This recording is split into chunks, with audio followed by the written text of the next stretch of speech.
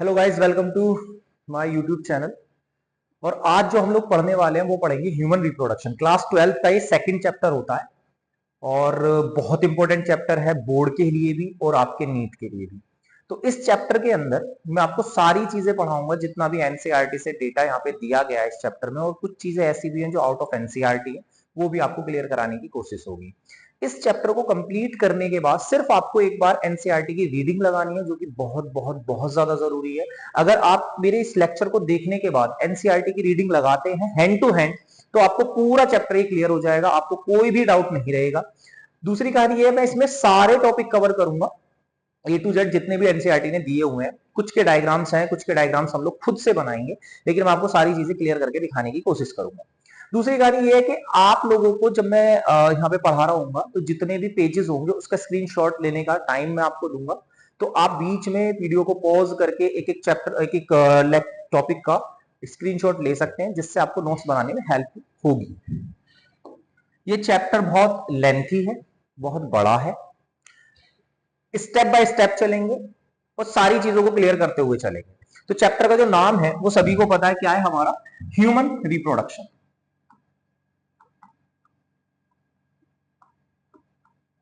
अब देखिए, नाम से ही हमें दो चीजें यहां पे पकड़नी है। ह्यूमन रिप्रोडक्शन यानी कि ह्यूमन के अंदर रिप्रोडक्शन किस तरह से होता है। अब सबसे पहले तो हमें यह देखना पड़ेगा कि रिप्रोडक्शन होता कितने टाइप का है। तो ये बात तो सभी को पता होगी, दो तरह का रिप्रोडक्शन होता है, एक होता है सेक्सुअली, एक होता है असेक्सुअली। तो जो ह्यूमन होते हैं उनके अंदर जो रिप्रोडक्शन होता है वो कौन सा होता है? वो होता है सेक्सुअल। सेक्सुअल रिप्रोडक्शन करते हैं ह्यूमंस। अब सेक्सुअल रिप्रोडक्शन कौन सा रिप्रोडक्शन होता है? जिसके अंदर गैमीट बनते हैं, ऐसे रिप्रोडक्शन को हम लोग क्या बोलते हैं? Sexual reproduction. और ऐसा रिप्रोडक्शन जिसके अंदर गैमीट नहीं बनते हैं उसको बोलते हैं असेक्सुअल रिप्रोडक्शन। तो ह्यूमन जो होता है वो सेक्सुअल रिप्रोडक्शन करता है। और ह्यूमंस के बारे में एनसीईआरटी एक लाइन और लिखती है, जो कि एनसीईआरटी की सबसे पहली लाइन है। वो बोलती है कि ह्यूमन जो होते हैं, ह्यूमन ऐसे ऑर्गेनिज्म है जो कि विविपेरस है। अब देखिए, विविपेरस का क्या मतलब है? हिंदी में इसको बोलते हैं जरायुज। अब हिंदी तो इंग्लिश से भी ज्यादा खतरनाक हो गई। विविपेरस का मतलब होता है ऐसे ऑर्गेनिज्म जो अपने यंग वंस को जन्म देते हैं। यंग वंस यानी कि जो सीधे सीधे बच्चों को जन्म देते हैं, जैसे ह्यूमन। ह्यूमन अपने यंग वंस को जन्म देता है, तो ऐसे ऑर्गेनिज्म को हम बोलते हैं विविपेरस। लेकिन कुछ ऑर्गेनिज्म ऐसे होते हैं जो कि अंडे देते हैं। अंडे देने वाले ऑर्गेनिज्म को हम लोग बोलते हैं ओविपेरस। यानी कि एनसीईआरटी जो लाइन लिखती है वो ये क्या बोलती है कि humans are sexually reproducing organism and oviparous, sorry viviparous. यानी कि यहां पे हम लिख सकते हैं कि human is viviparous and sexually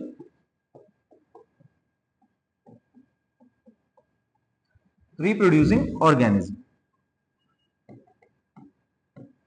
यानी कि मनुष्य जो होता है, ह्यूमन जो होते हैं, वो एक तो विविपेरस होते हैं और सेक्सुअली रिप्रोड्यूसिंग करने वाले ऑर्गेनिज्म होते हैं। ये दो लाइन आपको सबसे पहले एज इट इज ही आनी चाहिए ह्यूमन के बारे में। अब यहां से हमारा चैप्टर जो है वो स्टार्ट होता है। तो चलिए देखते हैं जरा ह्यूमन रिप्रोडक्शन को पढ़ने के लिए। अब ह्यूमन में पता है हमें, एक होता है मेल, एक होती है फीमेल। यानी कि हमें पहले पढ़ना होगा मेल रिप्रोडक्टिव सिस्टम को और उसके बाद हम पढ़ेंगे फीमेल रिप्रोडक्टिव सिस्टम को। तो सबसे पहले हम लोग स्टार्ट करेंगे मेल रिप्रोडक्टिव सिस्टम। अब मेल रिप्रोडक्टिव सिस्टम को हमने क्या किया है, सबसे पहले दो हिस्सों में डिवाइड किया हुआ है। इसमें सबसे पहले हमारा आता है प्राइमरी सेक्स ऑर्गन और दूसरा आता है हमारा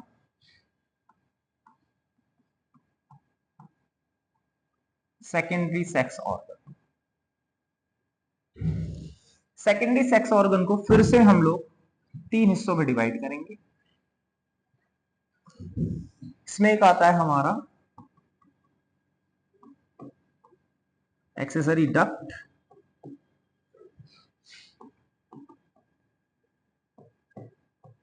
एक्सेसरी ग्लैंड और external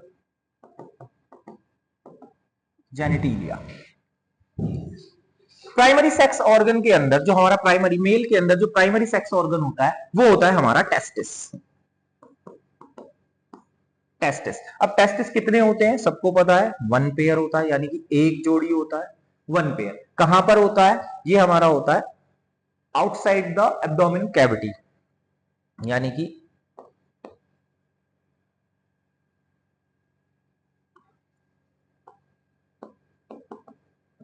outside abdomen cavity. Outside abdomen cavity किस जगह पे होते हैं, ये होते हैं स्क्रोटम के अंदर, inside a pouch called scrotum, यानी कि स्क्रोटम के अंदर पाए जाते हैं, जो कि बॉडी के बाहर एब्डोमेन कैविटी में होते हैं। ठीक है, टेस्टिस जो होता है वो एक जोड़ी होता है, और ये इसको प्राइमरी सेक्स ऑर्गन इसी वजह से बोलते हैं क्योंकि जो मेल गैमेट होता है वो यहीं पे फॉर्म होते हैं, यानी कि वो यहीं पे बनते हैं। अब कैसे बनेंगे वो हम देखेंगे। उसके बाद आता है हमारा सेकेंडरी सेक्स ऑर्गन, जिसके अंदर हमें तीन चीजें देखनी पड़ेंगी, एक्सेसरी डक्ट होती है, एक्सेसरी ग्लैंड होती है, और हमारा एक्सटर्नल जेनेटिलिया होता है। एक्सटर्नल जेनेटिलिया में दो चीजें आती हैं, एक्सटर्नल जेनेटिलिया यानी कि जो चीजें हमें बाहर से दिख सकती हैं, जिसमें सबसे पहले आता है हमारा पेनिस और दूसरा होता है स्क्रोटम। ये आपका एक्सटर्नल जेनेटिलिया होगा। एक्सेसरी ग्लैंड में सबसे पहले आता है आपका रीटेटेस्टिस, दूसरा आता है आपका वासा इफ्रेंसिया,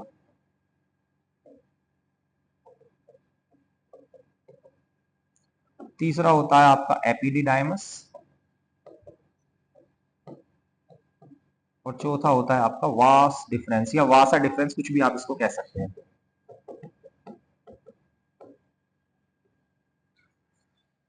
एक्सेसरी ग्लैंड के अंदर अगर आप देखेंगे, हालांकि इसके अंदर ग्लैंड डक्ट जो है वो और भी होती है, चलिए यहीं पे हम लोग क्लियर कर लेते हैं। उसके बाद आती है हमारी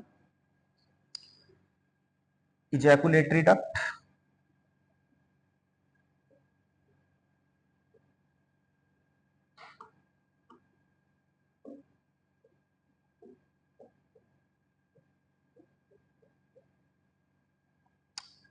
अच्छा मेरे यहाँ पे जगह नहीं बची हुई है, मैं ऊपर लिख देता हूँ, इजैकुलेटरी डक्ट, और एक होता है हमारा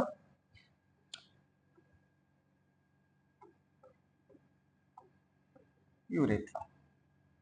तो ये सारी की सारी हमारी डक्ट होगी। ग्लैंड में क्या क्या आता है, सबसे पहले आता है यहाँ पे सेमिनल वेसाइकल,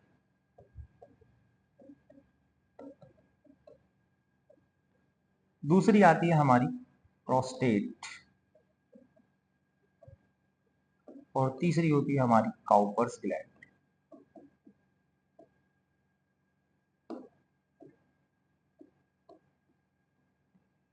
काउपर्स ग्लैंड का दूसरा नाम होता है bulbo urethral gland.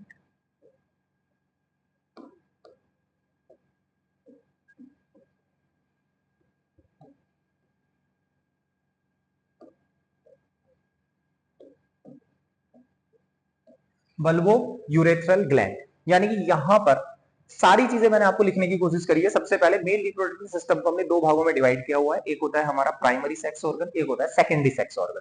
Primary sex organ में आता है हमारा टेस्टिस, जो कि होते हैं हमारे एक जोड़ी और होते हैं आउटसाइड अब्डोमेन कैविटी, यानी कि अब्डोमेन कैविटी के बाहर स्क्रोटम के अंदर पाए जाते हैं। उसके बाद आता है हमारा सेकेंडरी सेक्स ऑर्गन, जिसके अंदर तीन चीजें होती हैं, एक होती है एक्सेसरी डक्ट, एक होता है एक्सेसरी ग्लैंड, और एक्सटर्नल जेनेटिलिया। एक्सटर्नल जेनेटिलिया में आता है आपका पेनिस और स्क्रोटम। एक्सेसरी डक्ट में आती है रीटेटेस्टिस, उसके बाद आता है वासा इफ्रेंसिया, उसके बाद आता है एपिडिडाइमस, एंड देन आता है वास डिफरेंस। वास डिफरेंस ही ऊपर की तरफ जाएगी, और ये उसके बाद में मिलती है इजैकुलेटरी डक्ट में, और फाइनली बन जाता है हमारा यूरेथ्रा। तो ये हमें सारी की सारी डक्ट आनी चाहिए, इनके फंक्शन हम लोग एक एक करके पढ़ेंगे।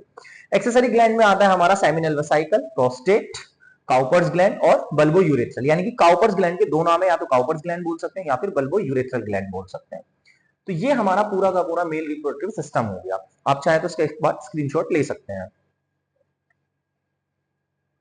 चलिए अब थोड़ा सा हम बात करते हैं टेस्टिस के बारे में। तो टेस्टिस हमें पता है क्या है, ये प्राइमरी सेक्स ऑर्गन है जी।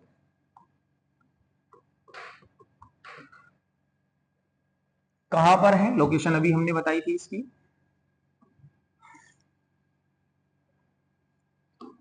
इन अ पाउच। Called scrotum. और स्क्रोटम कहां होता है हमारा? आउटसाइड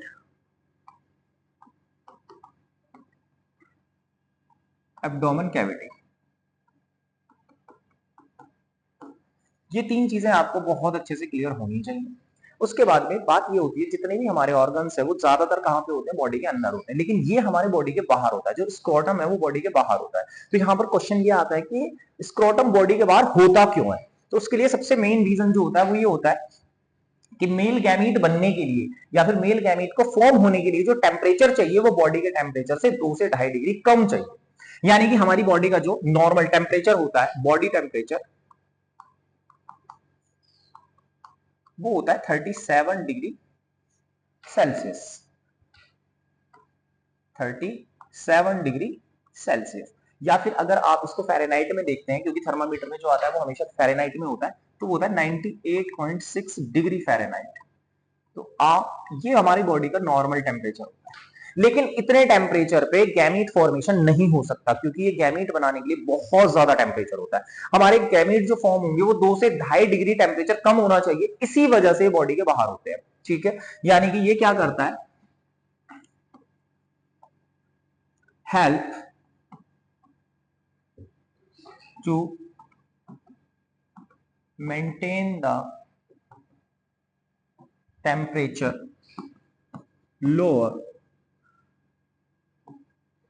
अबाउट 2 से 2.5 डिग्री सेल्सियस। यानी कि 2 से 2.5 डिग्री टेम्परेचर को कम करने में ये हेल्प करता है। इसी वजह से स्क्रोटम के अंदर हमारे जो टेस्टिस होते हैं वो पाए जाते हैं। अब अगर बात करें तो जो टेस्टिस होता है उसका जो साइज होता है और शेप होती है, यानी कि जो साइज होता है,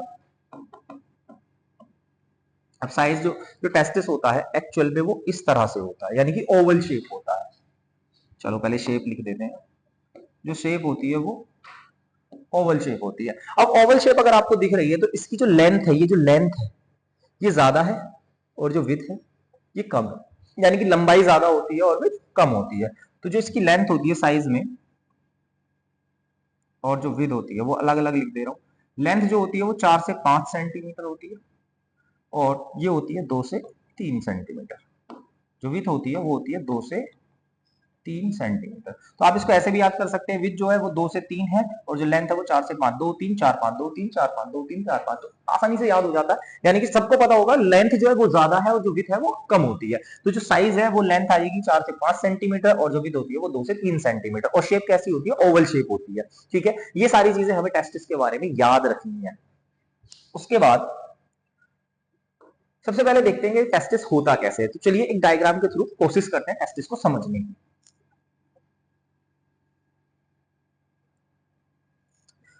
ये मैंने एक टेस्टिस बनाने की कोशिश करी है। अभी मैंने इसको ना पूरा नहीं बनाया क्योंकि कुछ चीजें आपको समझानी है। तो जो टेस्टिस होता है बेटा, उसके ऊपर एक कवरिंग होती है जिसको हम बोलते हैं ट्यूनिका एल्ब्यूजिनिया। ये टेस्टिस के ऊपर एक कवरिंग होती है जिसको ट्यूनिका एल्ब्यूजिनिया बोला जाता है। ये कनेक्टिव टिश्यू की एक लेयर होती है जिसको क्या बोलते हैं? Tunica albuginea.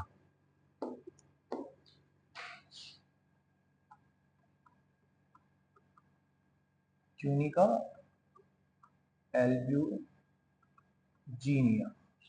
Tunica albuginea. अब ये क्या करती है? जो ट्यूनिका एल्ब्यूजिनिया होती है ये अंदर की तरफ फोल्ड होती है, अंदर की तरफ फोल्ड हो जाती है इस तरह से।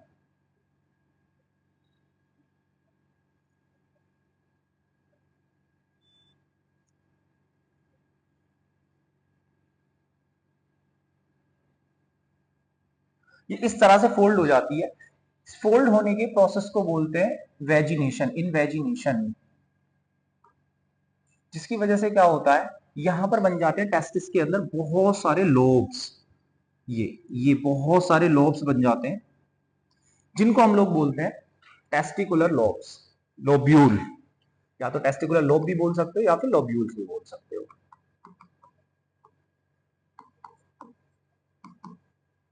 Testicular lobules. और ये जो संख्या होती है, इनका जो नंबर होता है वो करीबन होता है 250। जो टेस्टिकुलर लोब्यूल्स बनते हैं वो लगभग लगभग एक टेस्टिस के अंदर 250 बनते हैं, जो कि हमारी एनसीईआरटी का डेटा है। अब इसके अंदर एक टेस्टिस के अंदर 250, यानी कि दोनों टेस्टिस के अंदर कितने होंगे 500। अब ये जो आपके टेस्टिकुलर लोब्यूल बने हैं इसके अंदर पाया जाता है, इसके अंदर एक से लेकर के तीन हो सकता है, एक हो सकता है, दो हो सकता है, तीन हो, यानी कि मिनिमम एक और मैक्सिमम तीन सेमनीफेरस ट्यूब्यूल पाई जाती हैं, जो कि बहुत ज्यादा कोल्ड होती है।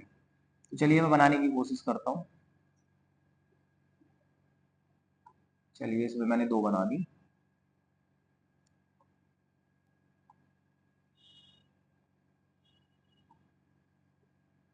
इसमें तीन हो गई, इसमें दो हैं, इसमें भी दो बना दी, इसमें चलिए तीन बना देते हैं।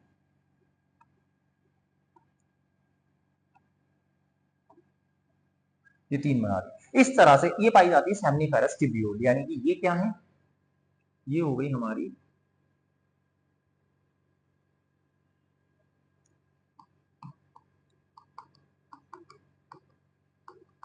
Seminiferous tubule. एक से लेकर के तीन, एक लोब के अंदर मिनिमम एक होती है और मैक्सिमम तीन होती है। अगर पूरे टेस्टिस के लिए क्वेश्चन बनता है तो ये हो जाएंगी, मिनिमम एक है तो 250 और तीन है तो 750, और दोनों में पूछेगा तो आप इसका डबल कर सकते हैं। यानी कि ये जो सेमनीफेरस ट्यूब्यूल होती है इसी के अंदर जो मेल गैमीट होता है वो फॉर्म होता है। अच्छा, अब यहाँ पे ना ध्यान से समझना है, क्योंकि एनसीईआरटी में कुछ चीजें ऐसी हैं जो पढ़ के समझ नहीं आ सकती, वो आपको यहीं पे समझनी पड़ेंगी। देखिए, इसको मैंने पूरे के पूरे को बोला है लोब, टेस्टिकुलर लोब्यूल या फिर लोब। इसके अंदर सेमनीफेरस ट्यूब्यूल मैंने बनाई है। अच्छा, सेमनीफेरस ट्यूब्यूल के अलावा जितना भी स्पेस ये बचा हुआ है, ये बाकी का जितना भी स्पेस आपको दिख रहा है, ये सारा है ना, इसको हम लोग बोलते हैं बेटा इंटरस्टिशियल स्पेस।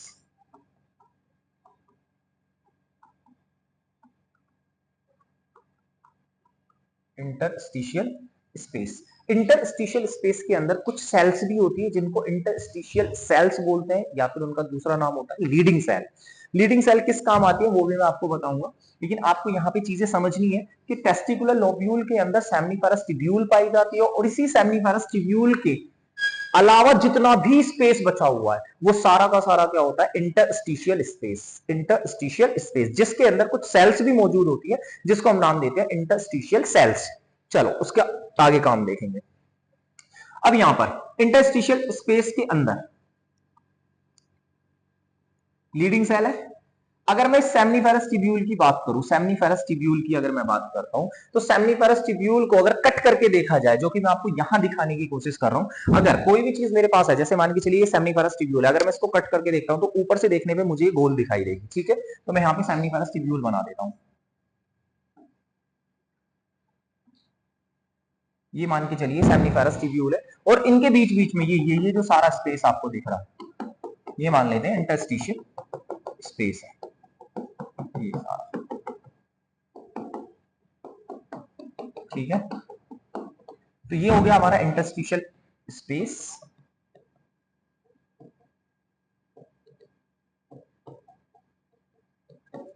और ये जो आपकी सेल है, यानी कि इंटरस्टिशियल स्पेस जो, सॉरी, इंटरस्टिशियल सेमनीफेरस ट्यूब्यूल जो आपको दिख रही है इंटरस्टिशियल स्पेस के अंदर, इसके अंदर बेटा जी दो तरह की सेल्स हमें दिखती हैं।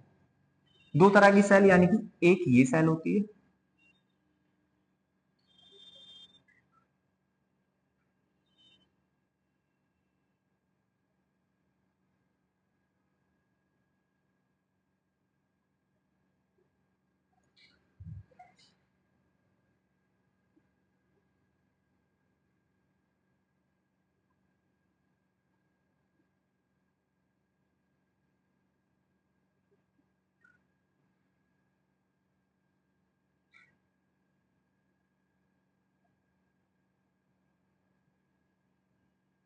देखिए यहां पे मैंने दो तरह की सेल बनाई है, एक तो ये सेल बनाई है,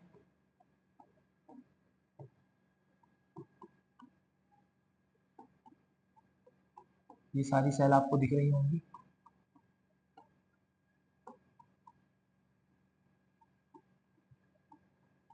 और कुछ सेल मैंने बड़ी बनाई है, जैसे कि ये हो गई, ये हो गई, ये हो गई, ये वाली सेल हो गई, ये हो गई। तो यानी कि दो तरह की सेल आपको दिख रही है, एक छोटी छोटी सेल दिख रही है और एक बड़ी सेल दिख रही है। जो ये छोटी वाली सेल होती है इसी को बोलते हैं जर्म सेल। दो कलर का कैसे चल रहा है?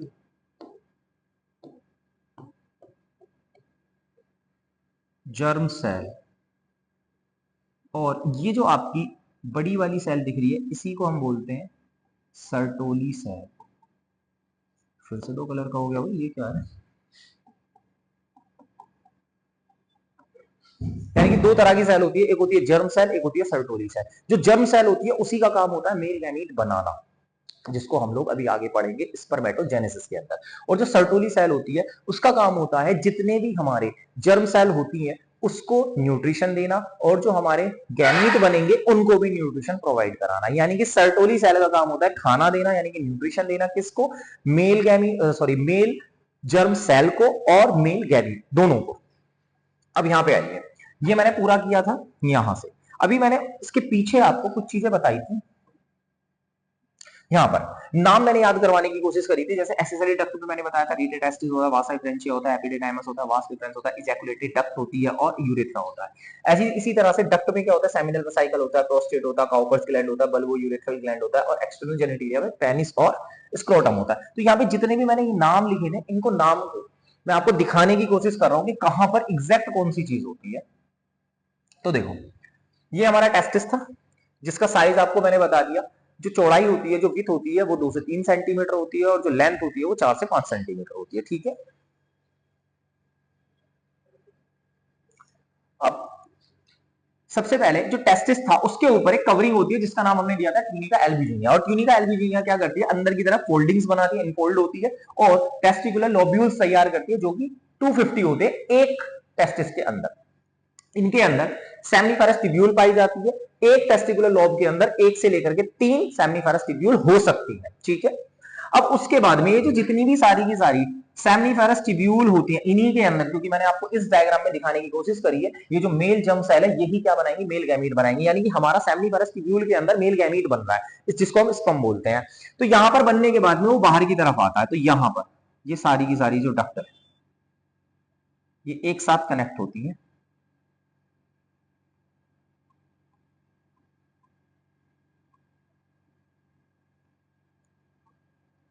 ये जितनी भी सारी चीजें होती हैं इसको क्या बोलते हैं? ये जो जाल जैसा स्ट्रक्चर आपका बन रहा है इसको बोलते हैं रीटेटेस्टिस। क्या बोलते हैं? रीटेटेस्टिस। यानी कि गैमीट सारे के सारे इस जगह पे आ जाते हैं।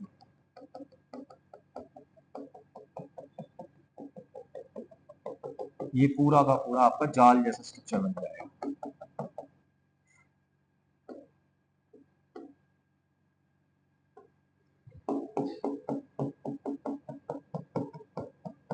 ये पूरा आपका रीटेटेस्टिस है।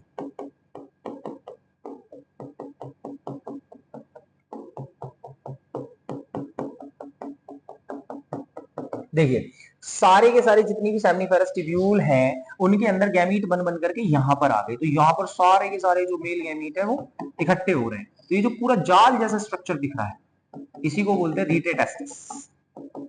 ठीक है। अब यहां से रीटेटेस्टिस से ये जो गैमीट होंगे ये यहां से ऐसे करके डक्ट निकलेंगी, 10 से 15 लगभग लगभग डक्ट निकलती है। ये यहां से डक्ट निकलेंगी।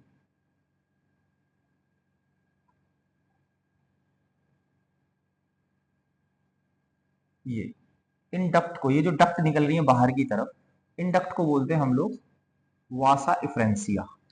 ये जो डक्ट निकल रही है इनको बोलते हैं, चलो इस तरफ लेवल करेंगे, लेवलिंग बाद में करेंगे, वासा इफ्रेंसिया। और जो वासा इफ्रेंसिया होती है फिर उसके बाद ये सारा का सारा जो है वो इस डक्ट के अंदर डालते हैं। यानी कि वासा फ्रेंसिया के थ्रू ये जो गैमीट है, ये मेल गैमीट, वो बाहर की तरफ इस वाली डक्ट में आते हैं, जिसको बोलते हैं क्या? Vas deferens. No sorry, epididymis इसको बोला जाता है, एपिडिडाइमस इस वाले को। और यहां से फिर ये निकलेगी वास डिफरेंस।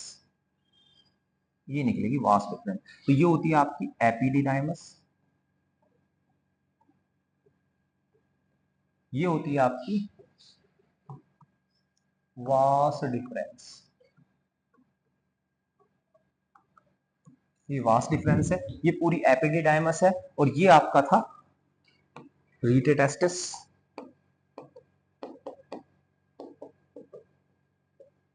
और ये जो पूरा का पूरी ये जो डक्ट थी इसको बोलते हैं हम लोग वासा इफ्रेंसिया। ये है आपका वासा इफ्रेंसिया। तो उम्मीद है ये सारी चीजें आपको समझ में आ रही होंगी, मैंने डायग्राम के थ्रू समझाने की कोशिश करी है। सबसे पहले टेस्टिस, टेस्टिस के अंदर ट्यूनिका एल्ब्यूजिनिया होती है, ऊपर की तरफ कवरिंग होती है, और ट्यूनिका एल्ब्यूजिनिया जो होती है वो इनसाइड आपका जो टेस्टिस होता है उसके इनसाइड यानी उसके अंदर की तरफ इनफोल्डिंग्स बनाती है, जिसको हम बोलते हैं टेस्टिकुलर लोब्यूल। ये लगभग लगभग 250 होते हैं, और हर एक टेस्टिकुलर लोब्यूल के अंदर आपको मिलती है सेमनीफेरस ट्यूब्यूल, जिसकी संख्या 1 से 3 हो सकती है, यानी कि कम से कम 1 होगी और मैक्सिमम 3 होगी। इसी सेमनीफेरस ट्यूब्यूल के अंदर हमारा मेल गैमीट जो है वो फॉर्म होता है, क्योंकि यहाँ पर सेमनीफेरस ट्यूब्यूल के अंदर दो तरह की सेल्स दिखाई देती हैं, एक का नाम होता है जर्म सेल और दूसरा होती है हमारी सर्टोली सेल। सर्टोली सेल का काम होता है न्यूट्रिशन देना जितने भी हमारे मेल गैमीट बन रहे हैं उनको, और जो भी जर्म सेल है उनको। उसके बाद में यहां पर जितना भी स्पेस बचता है सेमनीफेरस ट्यूब्यूल के अलावा, जितना भी स्पेस बचता है उस सभी को हम लोग इंटरस्टिशियल स्पेस बोलते हैं, जिसके अंदर कुछ सेल्स भी पाई जाती हैं, जिन सेल्स का नाम होता है हमारा इंटरस्टिशियल सेल्स, या फिर उसका दूसरा नाम होता है लीडिंग सेल्स। यानी कि यहां पर कुछ और भी सेल्स पाई जाती हैं जिनका काम क्या होता है, फंक्शन तो चलो बाद में बोलेंगे। इन सेल का काम होता है इंटरस्टिशियल सेल, या फिर इनको लीडिंग सेल बोलते हैं।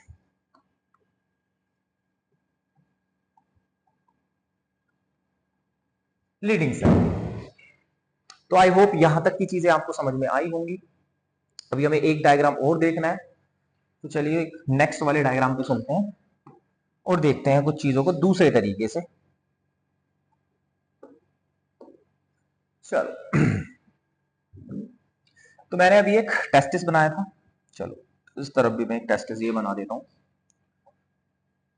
ये हमारे दो टेस्टिस हो गए, ठीक है। उसके बाद में ये था हमारा एपिडिडाइमस, ये मैंने एपिडिडाइमस बना दिया, ये पूरा का पूरा एपिडिडाइमस।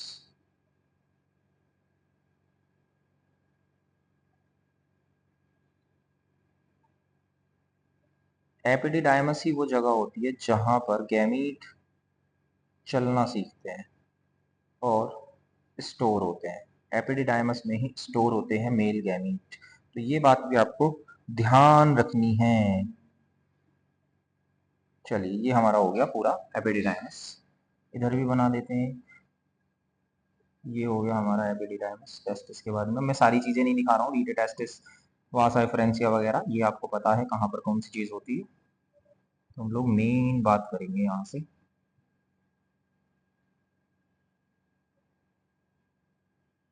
ठीक है, एपिडिडाइमस से क्या निकल के जाता है फिर,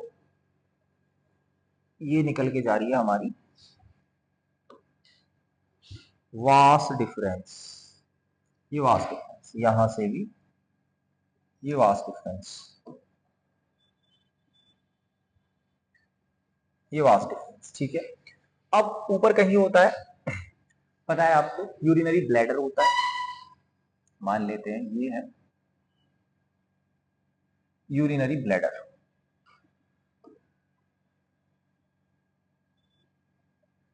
यूरिनरी ब्लैडर में ये यूरेथ्रा है जो कि, सॉरी यूरेटर है जो कि आपके यूरिन लेकर के आते हैं। किडनी में यूरिन फॉर्म होता है, वहां से यूरेटर निकलते हैं और वो यूरिनरी ब्लैडर तक लेके आते हैं, यानी कि ये हो गया हमारा यूरिनरी ब्लैडर। अब ये जो आपकी वास डिफरेंस है ये ऊपर की तरफ चलती है, और जो यूरिनरी ब्लैडर है इसके पीछे से लूप बनाती हुई, इसके पीछे से लूप बनाती हुई ये इस तरफ आ जाती है, यानी कि पीछे से आती है। आपको मैं पीछे जाकर के तो दिखा नहीं सकता, ध्यान रखना पीछे से आती है। और यहीं पर यानी कि यूरिनरी ब्लैडर के पीछे की तरफ दो यहां पर बड़ी बड़ी ग्लैंड होती हैं,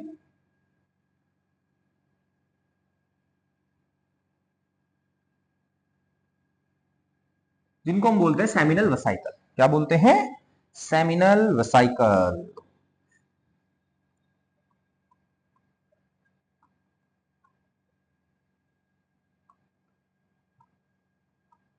सेमिनल वेसिकल। अब ये जो आपका वास डिफरेंस थी, ये जो वास डिफरेंस थी, इसके साथ में मर्ज होती है,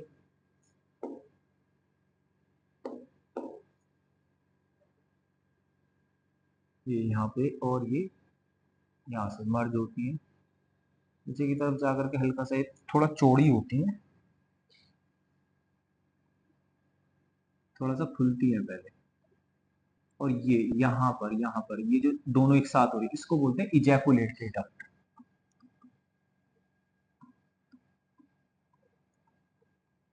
इजैकुलेटरी डक्ट यानी कि ये था ऊपर सेमिनल वेसिकल, सेमिनल वेसिकल दोनों, सेमिनल वेसिकल और आपका जो वास डिफरेंस था वो एक साथ मिलते हैं, एक साथ मिलने के बाद में जो ओपन हो रहे हैं, ये किस में ओपन होते हैं? इजैकुलेटरी डक्ट के अंदर। अब इजैकुलेटरी डक्ट से नीचे की तरफ अगर आप आएंगे, यहां से ये, तो यहीं पे यानी कि जो आपका बेस होता है यूरिनरी ब्लैडर का, वहीं पर एक ग्लैंड होती है, ये सिंगल ग्लैंड होती है जिसका नाम होता है प्रोस्टेट ग्लैंड।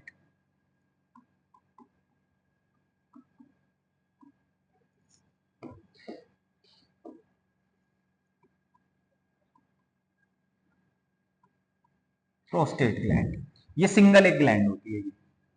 उसके बाद ये यहां से आपका यूरेथ्रा नीचे की तरफ जाता है,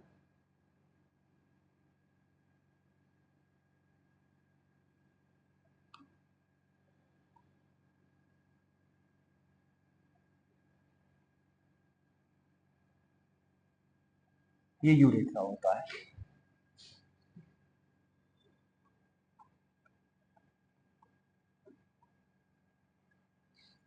यूरेथ्रा जिसके थ्रू यूरिन भी जाता है, और जो मेल गैमीट है वो भी इसी के थ्रू बॉडी से बाहर आते हैं। इसी वजह से मेल के अंदर यूरेथ्रा को यूरिनोजेनाइटल डक्ट भी कहते हैं। क्या बोलते हैं इसको?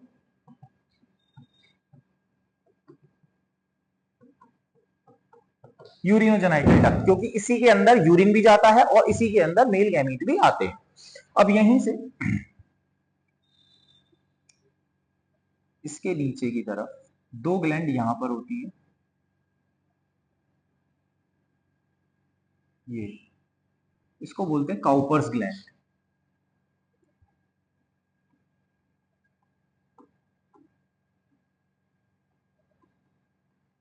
या फिर इसका दूसरा नाम था बल्बो यूरेथ्रल ग्लैंड।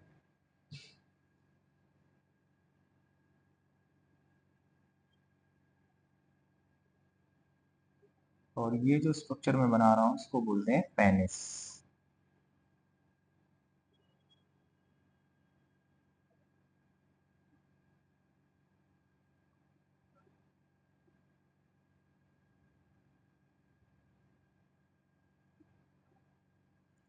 इसको बोलते हैं पेनिस।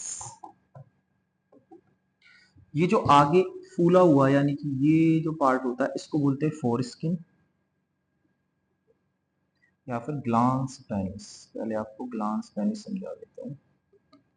और इसके ऊपर एक लूज स्किन भी होती है जो इसको कवर करती है, उसको बोला जाता है फोर स्किन, फोर स्किन। और ये जो यहाँ से ओपनिंग होती है, ये इसको बोलते हैं यूरेथ्रल मिएटस। Urethral meatus.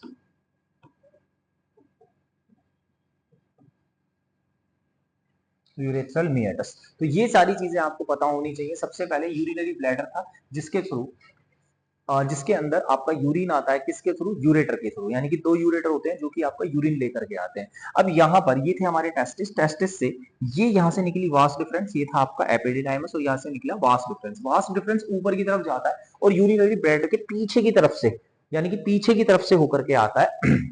और पीछे की तरफ जब ये जाएगा, ये मैं आगे की तरफ आपको दिखा रहा हूं, लेकिन पीछे की तरफ होती है, यहाँ पर दो ग्लैंड होती है जिसको बोलते हैं सेमिनल वेसिकल। और ये सेमिनल वेसिकल के अंदर से, यानी कि सेमिनल वेसिकल के थ्रू जो भी इसका मटेरियल होगा वो सेमिनल वेसिकल के थ्रू नीचे की तरफ आएगा, जिसको हम क्या बोलेंगे? यहाँ पर ये जिस ग्लैंड के थ्रू खुलते, जिस डक्ट के थ्रू खुलते हैं, उसको बोलते हैं इजैकुलेटरी डक्ट। यानी कि सेमिनल वेसिकल और आपकी जो वास डिफरेंस थी वो एक साथ मर्ज हो गए हैं, और मर्ज होने के बाद में जो आगे एक पॉइंट, मतलब एक जगह जो खुल रहे हैं, उसको बोलते हैं इजैकुलेटरी डक्ट। अब इजैकुलेटरी डक्ट जैसे नीचे की तरफ आएगी तो उसको बोला जाता है हमारा यूरेथ्रा। प्लस यहीं पर एक ग्लैंड होती है जिसको बोलते हैं हम लोग प्रोस्टेट ग्लैंड, और उसके नीचे फिर दो ग्लैंड और होती है जिनका नाम होता है काउपर्स ग्लैंड। तो यहां पर मैंने आपको सारी चीजें समझाने की कोशिश करी है।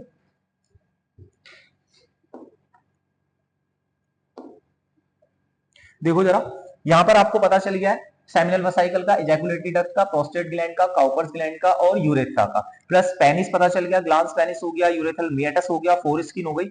उसके बाद पिछले वाले डायग्राम में हमने पूरे के पूरे टेस्टिस के अंदर क्या देखा था, सेमिनिफरस ट्यूब्यूल वगैरह देखे थे और सारी चीजों को ऐड किया था।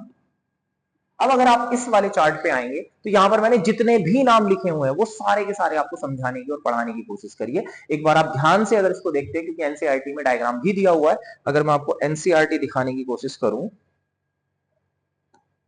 तो चलिए एक बार मैं आपको एनसीईआरटी दिखाता हूं।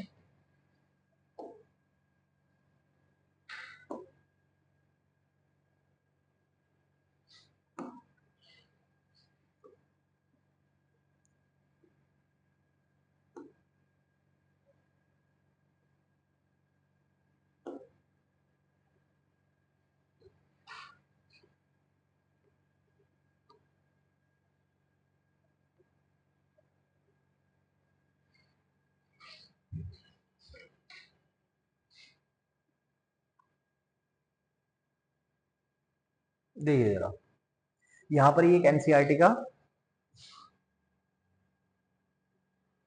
हाँ, ह्यूमन रिप्रोडक्शन, यानी कि ये एनसीईआरटी का आपका डायग्राम है। अगर आप इसको देखेंगे तो ऊपर ये आपको दिखा रखा है यूरिनरी ब्लैडर होता है, ये आपके टेस्टिस है, टेस्टिस से नीचे की तरफ से ये जो निकल रही है ये आपकी क्या है, वास डिफरेंस। देखो ये वास डिफरेंस है। अब वास डिफरेंस ये क्या है हमारे, ये यूरेटर है जो कि यूरिन लेके आ रहे हैं ऊपर से। लेकिन ये जो हमारी वास डिफरेंस होती है ये यूरेटर के आगे से नहीं, पीछे की तरफ से घूम के आती है। पीछे की तरफ से जैसे ही घूम के आएगी तो ये जो आपको दो ग्लैंड दिख रही है, ये और ये दोनों की दोनों है हमारी सेमिनल वेसिकल, ये दोनों, ये और ये दोनों की दोनों हमारी सेमिनल वेसिकल। उसके बाद में ये जो आपकी वास डिफरेंस आती है, मैंने बोला था ये थोड़ी सी हल्की सी आगे जाकर के चौड़ी होती है, तो यहां पर वास डिफरेंस आई और थोड़ी सी हल्की सी क्या हो गई, चौड़ी हो गई, वाइडर हो गई। और उसके बाद में ये नीचे की तरफ आती है और एक साथ मिल जाती है, जिसको हम क्या बोलते हैं, अच्छा यहाँ पे लेबल नहीं किया हुआ है, अगले वाले डायग्राम में दिखाऊंगा, यहाँ पे इसको बोलते हैं इजैकुलेटरी डक्ट। लेकिन ये वाली दोनों ग्लैंड सेमिनल वेसिकल होगी, और ये सिंगल ग्लैंड जो है, ये वाली, ये जो सिंगल ग्लैंड है इसको बोलते हैं हम लोग प्रोस्टेट ग्लैंड। प्रोस्टेट ग्लैंड के नीचे देखो छोटी छोटी सी ये जो दो ग्लैंड है, एक ये है और एक ये है, इन दोनों ग्लैंड का नाम होता है बल्बो यूरेथ्रल ग्लैंड या फिर काउपर्स ग्लैंड। उसके बाद नीचे की तरफ से यहां से ये जो है, ये जो स्टार्ट हो जाता है, ये पूरा का पूरा आपका यूरेथ्रा है, यानी कि ये जो नीचे की तरफ जा रहा है ये आपका पूरा का पूरा यूरेथ्रा होता है। यूरेथ्रा नीचे की तरफ जाता है और यहाँ की जो ओपनिंग होती है उसको यूरेथ्रल मियाटस बोलते हैं, जो कि यहाँ पे लेबल नहीं की गई है। उसके बाद में आगे से जो फूला हुआ पार्ट होता है इसको बोलते हैं फोर स्किन, मतलब सॉरी, ये जो फूला हुआ पार्ट है ये वाला जो फोर, ये ग्लांस पेनिस है, और ये जो इसके ऊपर की जो स्किन होती है इसको बोलते हैं फोर स्किन। तो ये मैंने आपको पूरा का पूरा समझाने की कोशिश की है। और एक दूसरा वाला डायग्राम और दिखा देता हूं आपको, ये देखिए, इस वाले डायग्राम में इन्होंने लेबल किया हुआ है इस चीज को, यहां देखो, इजैकुलेटरी डक्ट वहां नहीं दिखाई हुई लेकिन यहां दिखाई हुई है। ये जो यहाँ पे लेबल की हुई है इसको बोलते हैं इजैकुलेटरी डक्ट, यानी कि ये जो इजैकुलेटरी डक्ट है, जब आपकी वास डिफरेंस नीचे की तरफ से ऊपर आएगी और यूरेथ्रा जो यूरेटर जो आपके यूरिन लेके आ रहे हैं उसके पीछे की तरफ से फोल्ड होकर के आएगी, सेमिनल वेसिकल के साथ में मर्ज होगी, एंड देन नीचे की तरफ जो ओपन होगी वो किसके रूप में होगी, इजैकुलेटरी डक्ट के रूप में होगी। तो ये बात आपको याद रखनी है। और एनसीईआरटी लिखती भी है, अगर आप थोड़ा सा एनसीईआरटी पर ध्यान देंगे तो एक बहुत अच्छी लाइन लिखती है, देखिए जरा, अगर यहां से पढ़ना स्टार्ट करें आप, the epididymis leads to vas deferens, यानी कि एपिडिडाइमस से क्या निकलता है, वास डिफरेंस दैट असेंड्स, यानी कि जो ऊपर चढ़ता है, and abdomen and loops over the urine, यानी कि एब्डोमेन ऊपर की तरफ, एब्डोमेन की तरफ चढ़ता है और loops over the urinary bladder, और यूरिनरी ब्लैडर के पीछे से यानी कि लूप बनाते हुए आता है। It receives duct from seminal vesicle, यानी कि ये एक डक्ट रिसीव करता है सेमिनल वेसिकल से एंड ओपन इनटू यूरेथ्रा, और यूरेथ्रा में ओपन होता है। लेकिन वो जो डक्ट है जिसको रिसीव करता है वो किसके रूप में, इजैकुलेटरी डक्ट के रूप में। तो इजैकुलेटरी डक्ट क्या हुई, आपकी जो वास डिफरेंस है और जो सेमिनल वेसिकल है ये दोनों जैसे मर्ज होते हैं और जो ओपन होते हैं वो किसके थ्रू ओपन होते हैं, इजैकुलेटरी डक्ट के रूप में। ठीक है, ये मैंने आपको समझाने की कोशिश करी है। एक बार आप एनसीईआरटी की रीडिंग खुद से जरूर लगा लें, एनसीईआरटी अगर आप पढ़ेंगे तो आपको सारी चीजें क्लियर हो जाएंगी। तो मुझे लगता है यहां तक हमने सब कुछ पढ़ लिया है। अब आगे की तरफ देखते हैं जरा।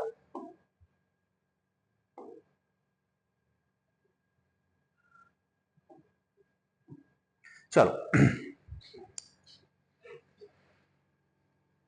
अच्छा, एक चीज और थी जो मुझे बतानी थी, सॉरी, एक चीज और रह गई आपकी। ये देखो जरा, एक चीज और दिखानी थी। ये वाला डायग्राम और देखना साथ के साथ। ये वही डायग्राम है जो हमारी सेमनीफेरस ट्यूब्यूल थी उसको कट करके दिखा रखा है। यानी कि ये एक सेमनीफेरस ट्यूब्यूल है, ये एक सेमनीफेरस है, ये एक सेमनीफेरस ट्यूब्यूल है और ये भी सेमनीफेरस ट्यूब्यूल है।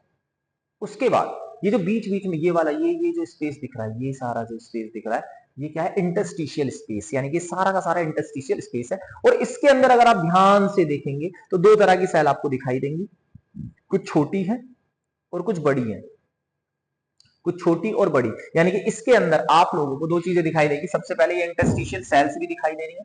इंटरस्टिशियल स्पेस के अंदर इंटरस्टिशियल सेल्स भी होती थी जिसका हमने दूसरा नाम रखा था लीडिंग सेल।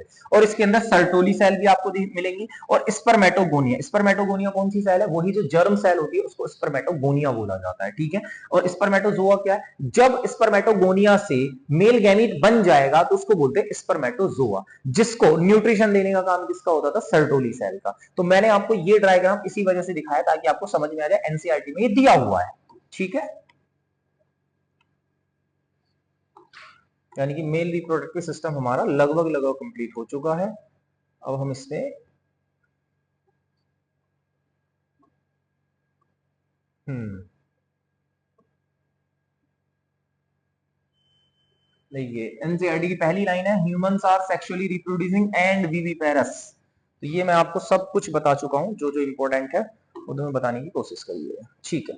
अब हम लोग पढ़ेंगे कि मेल के अंदर यानी कि जो स्पर्मेटोगोनिया होती है वो किस तरीके से मेल गैमीट फॉर्मेशन करती है, यानी कि मेल गैमीट किस तरीके से बनते हैं। तो आ जाओ जरा, बहुत आसान सा प्रोसेस है, बस ध्यान से समझना है। तो मेल गैमीट के बनने को हम लोग बोलते हैं स्पर्मेटोजेनेसिस।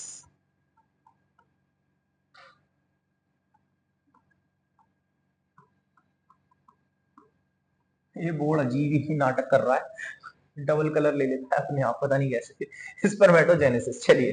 तो स्पर्मेटोजेनेसिस का मतलब क्या हो गया? द प्रोसेस, देखो फिर से double colour, the process through विच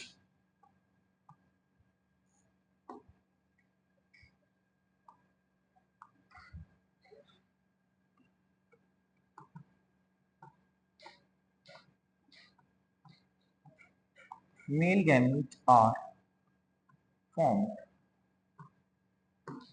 यानी कि ऐसा प्रोसेस जिसके थ्रू मेल गैमीट बनते हैं उसको क्या बोलते हैं? स्पर्मेटोजेनेसिस। अब नाम से भी पता चल रहा है, स्पर्म यानी कि स्पर्म, जेनेसिस, जेनेसिस का मतलब होता है किसी चीज का बनना, यानी कि स्पर्म का बनना क्या कहलाता है? स्पर्मेटोजेनेसिस कहलाता है, एज सिंपल एज दैट।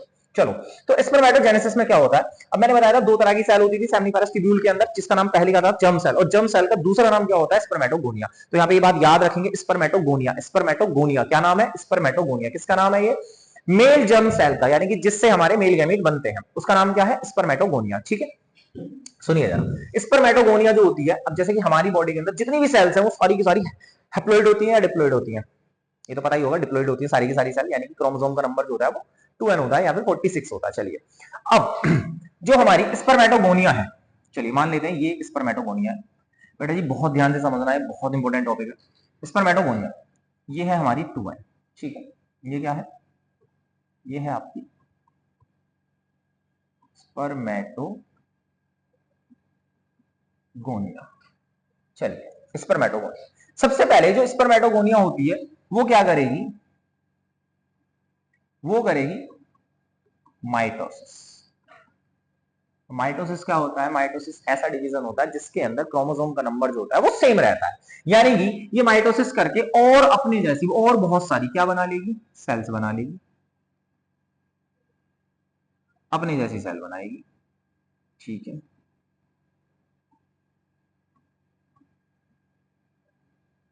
तो ये सारी की सारी जो सेल्स हैं ये सारी की सारी कैसी होंगी? 2n, 2n, 2n, 2n, 2n, ये सारी 2n।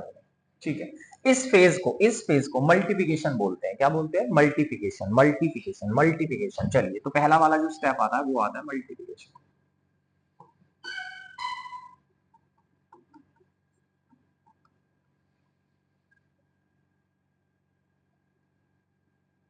मल्टीप्लिकेशन, ठीक है। उसके बाद में मल्टीप्लिकेशन होने के बाद में जब इनका नंबर बढ़ जाता है, देन क्या होता है, ये जो सेल्स हैं, इनमें से कुछ सेल्स मैच्योर हो जाती हैं, यानी कि डिफरेंशिएशन हो जाता है इनका। क्या हो जाता है बेटा? डिफरेंशिएशन। ठीक है, डिफरेंशिएशन। अब डिफरेंशिएशन होने के बाद में ये जो मैच्योर हुई है सेल, हम इन्हीं सेल्स को बोलने लगते हैं प्राइमरी स्पर्मेटोसाइट। देखिए, यहां पे कंफ्यूजन बिल्कुल नहीं होना चाहिए आपको। मैंने क्या बोला है?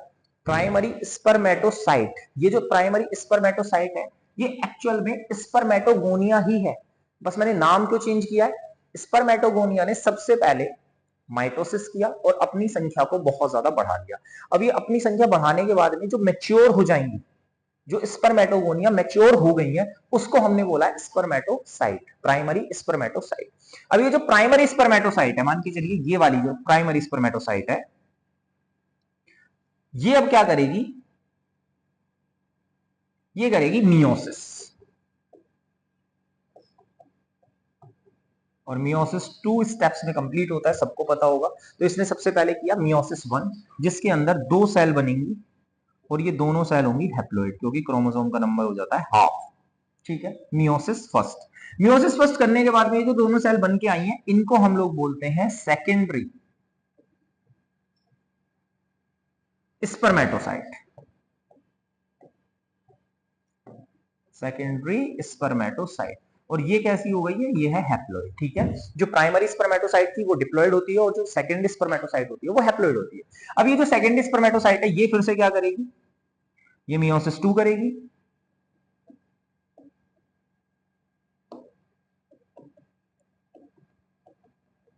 मियोसिस 2 करने के बाद में ये क्या बना लेगी? ये भी सारे हैप्लोइड हैं और इनको बोलते हैं स्पर्मेटिड्स।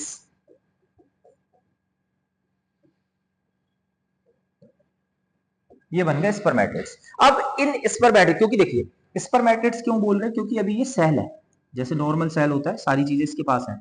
इसके पास में ये गोल सेल है, यानी कि राउंड है। उसके बाद में इसमें न्यूक्लियस है, इसमें गोल्जी बॉडीज है, इसमें लाइसोसोम है, इसमें जितने भी सेल ऑर्गेनेल्स होते हैं वो सारे होते हैं। लेकिन अब इसका क्या होगा? इसका होगा अब, यानी कि ये सेल जो होगी इसमें डिफरेंशिएशन होगा एक तरीके से, यानी कि स्पेशलाइज्ड होगी और ये चेंज होकर के स्पर्म बनेगी। ये कुछ इस तरह से दिखाते हैं।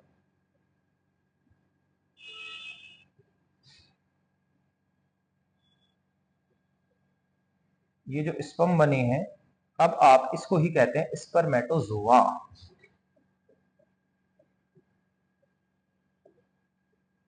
स्पर्मेटोजोआ या फिर स्पर्म, दोनों में से एक, कुछ भी कह सकते हैं। तो सबसे पहले स्पर्मेटोजेनेसिस किस तरीके से हो रहा है, ध्यान से देखेंगे जरा। स्पर्मेटोजेनेसिस क्या होता है? हमारी बॉडी के अंदर क्या थी? स्पर्मेटोगोनिया। क्या थी? स्पर्मेटोगोनिया। हालांकि इसके अंदर ना बहुत सारे हार्मोन का भी काम होता है, रोल होता है। चलिए वो भी ना साथ साथ क्लियर कर ही लेते हैं। देखो जरा, होता क्या है सबसे पहले मैं इसको भी समझाने की कोशिश करूंगा और हार्मोन्स का खेल भी इसी में बता रहा हूं। हमारी एंटीरियर पिट्यूटरी होती है, एंटीरियर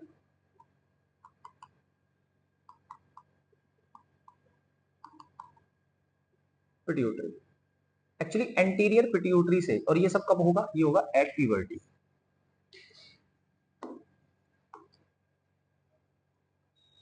यहां पे नहीं बताते, अगले पेज पे बताएंगे।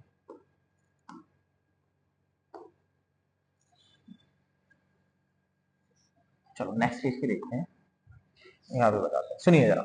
एट प्यूबर्टी,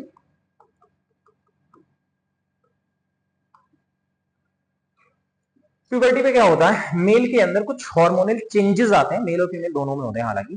तो होता क्या है, चेंजेस कैसे आते हैं? सुनिए, जो हमारी एंटीरियर पिट्यूटरी होती है,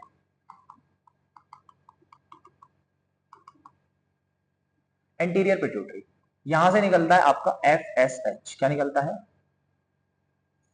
एफ एस एच कहां से आ गया यार, क्या दिमाग चल रहा है।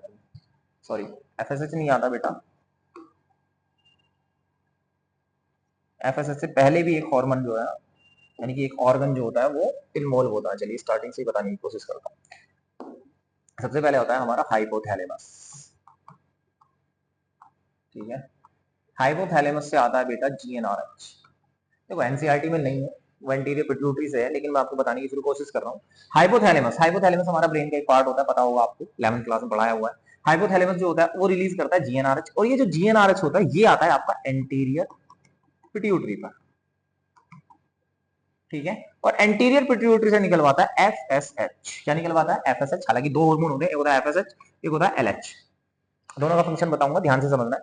जो एफएसएच होता है उसकी फुल फॉर्म होती है फॉलिकुलर स्टिमुलेटिंग हार्मोन, और एलएच होता है आपका ल्यूटिनाइजिंग हार्मोन, ठीक है।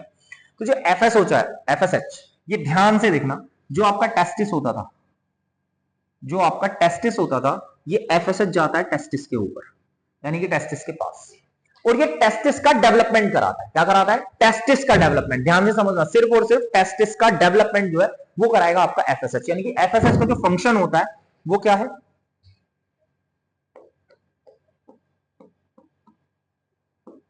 To develop testis. अब सुनिए, टेस्टिस जिस समय डेवलप होगा, डेवलप होने के बाद में ये जो एलएच है, एलएच,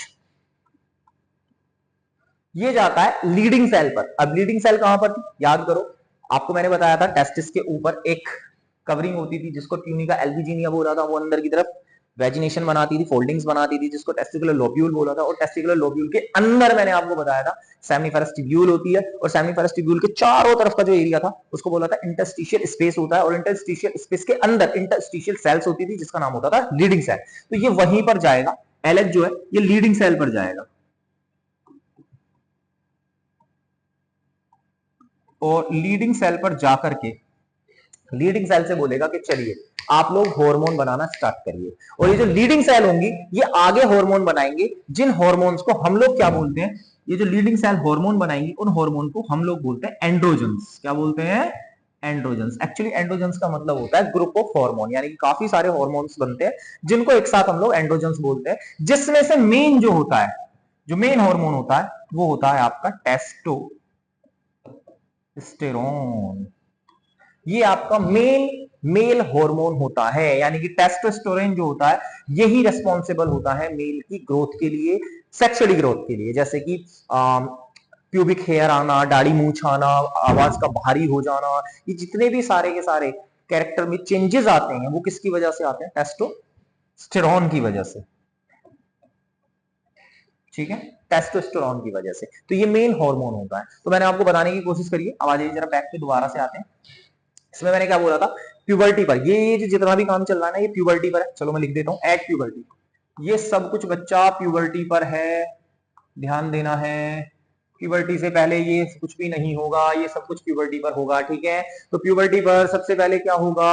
जो हमारा हाइपोथैलेमस है उससे एक हार्मोन रिलीज होगा जिसका नाम है जीएनआरएच। जीएनआरएच निकलेगा एंड देन वो कहां पर काम करेगा? वो एंटीरियर पिट्यूटरी पे काम करेगा। एंटीरियर पिट्यूटरी से बोलेगा चलिए आप लोग एक हार्मोन निकालिए जिसका नाम क्या है? एफएसएच। तो एफएसएच जाएगा आपके टेस्टिस पर और टेस्टिस को डेवलप कराएगा। टेस्टिस डेवलप होने के बाद में निकालेंगे हम लोग एंटीरियर पिट्यूटरी से ही एलएच, जो कि जाएगा आपका लीडिंग सेल के ऊपर, और वो लीडिंग सेल से बोलेगा कि चलिए आप आगे के हार्मोन बनाइए। यानी कि बाकी सारा डेवलपमेंट जो है वो लीडिंग सेल करा रही है, लेकिन जो टेस्टिस है उसका डेवलपमेंट एफएसएच करा रहा है, और बाकी सब कुछ एलएच करा रहा है लीडिंग सेल के ऊपर काम करके। और लीडिंग सेल आगे के हार्मोन्स बना रही है जिससे बाकी सारे काम चल रहे हैं। तो समझ में आ रहा है? सबसे पहले एफएसएच, एफएसएच क्या रहेगा? टेस्टिस को डेवलप।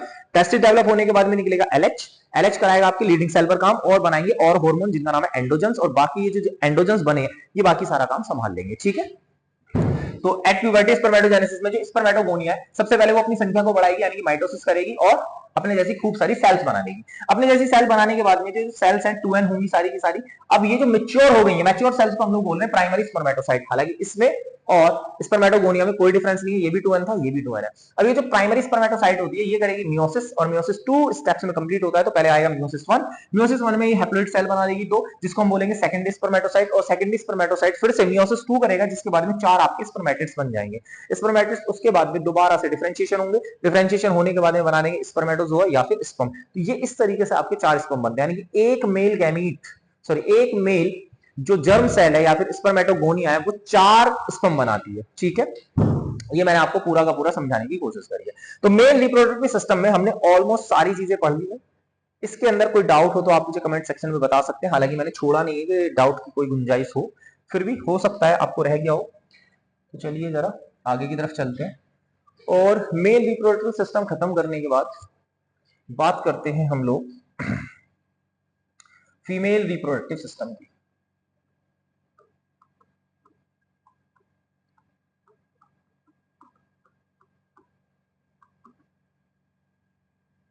फीमेल रिप्रोडक्टिव सिस्टम देखो, जैसे मेल को हमने पढ़ा था वैसे ही हम फीमेल को पढ़ने वाले हैं। सबसे पहले दो हिस्सों में डिवाइड कर दो। इधर आ जाएगा बेटा जी प्राइमरी सेक्स ऑर्गन, इधर आ जाएगा बालक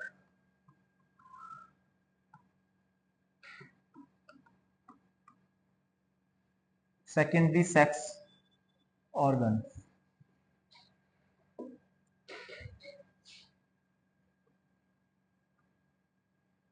ठीक है, अब सेकेंडरी सेक्स ऑर्गन को फिर से तीन हिस्सों में डिवाइड करोगे आप। ठीक है, सबसे पहले क्या आएगा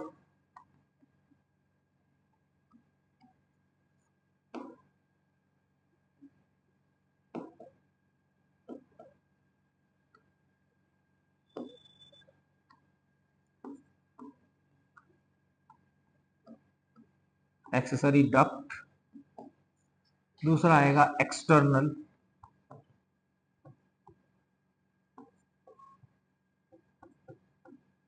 जेनिटिलिया और तीसरा आएगा आपका एक्सेसरी ग्लैंड। अब बेटा जी जो एक्सेसरी ग्लैंड हमें पढ़नी है वो सिर्फ एक ही है जिसका नाम है मेमरी ग्लैंड।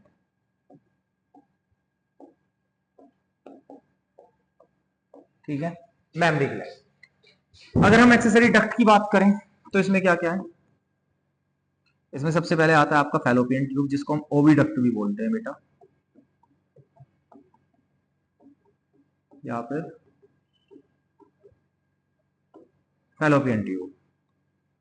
उसके बाद ओविडक्ट जो होती है वो भी दो होती है, लेफ्ट और राइट दोनों में।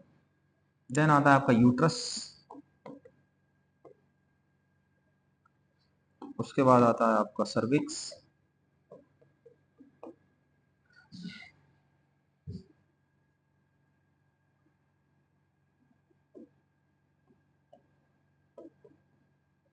उसके बाद आती है आपकी वजाइना। यानी कि ओविडक्ट या फिर फैलोपियन ट्यूब होगा, यूट्रस होगा, सर्विक्स होगा और वजाइना। एक्सटर्नल जेनिटिलिया में बात करें तो बेटा जी सबसे पहले आता है आपका मॉन्स प्यूबिस। चलो अलग कलर से लिखते हैं,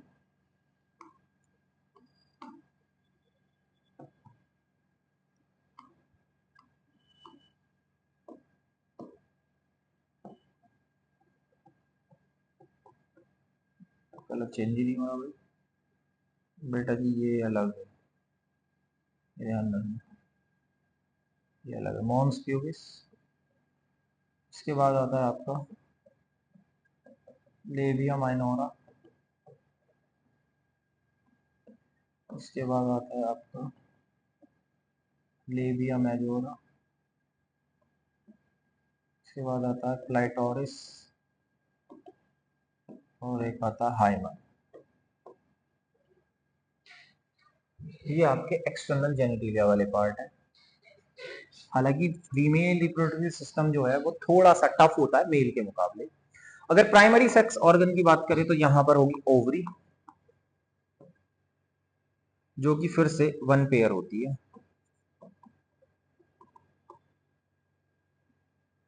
ठीक है, वन पेयर। तो सबसे पहले फीमेल रिप्रोडक्टिव सिस्टम को भी हमने दो भागों में डिवाइड करा, primary sex organ, secondary sex organ. Primary sex organ में आएगा ओवरी, जो कि जहां पे मेल गैमेट बनता है, यानी कि formation of male female gamete यहीं पे होता है। ठीक है, तभी इसको, खैर इतना तो पता ही है, इसी वजह से हम लोग इसको क्या बोल रहे हैं, प्राइमरी सेक्स ऑर्गन। सेकेंडरी में तीन हिस्सों में डिवाइड कर दिया, एक्सेसरी डक्ट हो गई, एक्सटर्नल जेनिटिलिया हो गया और एक्सेसरी ग्लैंड हो गई। एक्सेसरी ग्लैंड में सिर्फ एक ही पढ़ना है हमें, मेमरी ग्लैंड को। एक्सेसरी डक्ट में ओविडक्ट है, फैलोपियन ट्यूब है, यूट्रस है, सर्विक्स है और वजाइना है। एक्सटर्नल जेनिटिलिया में मॉन्स प्यूबिस है, लेबिया माइनोरा है, लेबिया मेजोरा है, क्लाइटोरिस है और हाइमन है। तो चलिए जरा इसको भी एक डायग्राम के थ्रू देख लेते हैं जरा।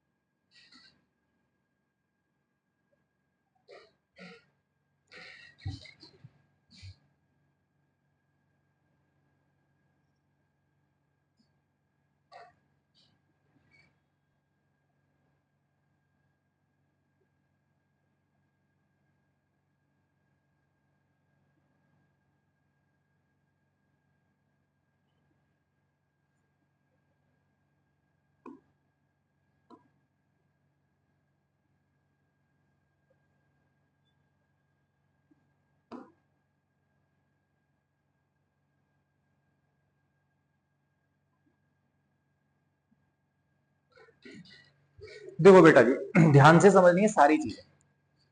सबसे पहले ये जो मैंने बनाई है ये है ओवरी। देखते हैं यार कलर चेंज होता है नहीं होता, करने का तो मन हो रहा है कि चेंज हो जाए। चलो, ओवरी दो होती है, ये भी ओवरी है और ये भी ओवरी है। बेटा ये जो आपको दिखाई दे रहा है ये है आपका फैलोपियन ट्यूब।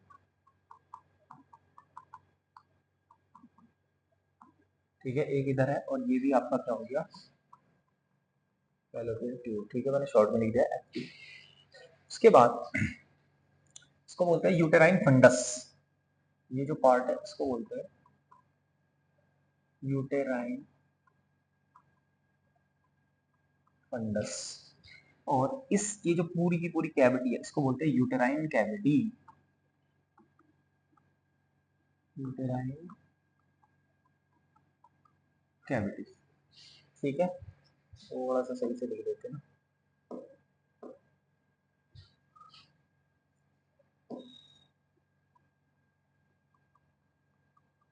चलो, यूटेराइन कैविटी।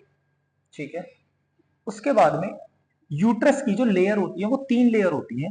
एक होती है सबसे बाहर की लेयर, एक होती है फिर ये मिडिल वाली, और एक होती है सबसे अंदर की लेयर, यानी तीन लेयर होती है। अब मैं मिडिल वाली लेयर को ना थोड़ा सा हाईलाइट करने की कोशिश कर रहा हूं, अगर आप लोग देख पाए तो। ये वाली जो लेयर है ये मिडिल वाली लेयर है।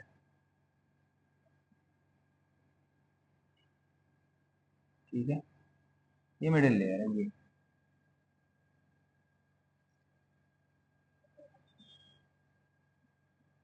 ये बेटा जी मिडिल लेयर है हमारी।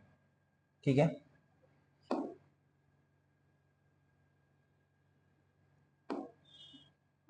देखो सबसे बाहर वाली का मैंने नाम लिया, जो सबसे बाहर की लेयर होती है उसको बोलते हैं पेरीमेट्रियम। जो बीच वाली लेयर होती है सबसे मोटी होती है, इसका नाम होता है मायोमेट्रियम।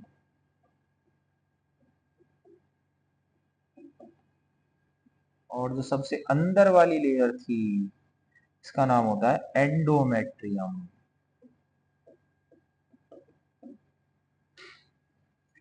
ये आपकी यूट्राइन यानी कि यूट्रस हो गया। उसके बाद ये जो यूट्रस का नीचे की तरफ पार्ट है ना, ये नैरो पार्ट होता है, इसको बोलते हैं सर्विक्स। यूट्रस के नीचे वाले पार्ट को देखिए, यहाँ पे यूट्रस काफी ज्यादा ब्रॉड है, जैसे ही नीचे की तरफ जाता है थोड़ा सा नैरो हो जाता है, जिसका नाम हम बोलते हैं सर्विक्स। और उसके नीचे यहीं से ये निकलती है, ये आपकी वजाइना।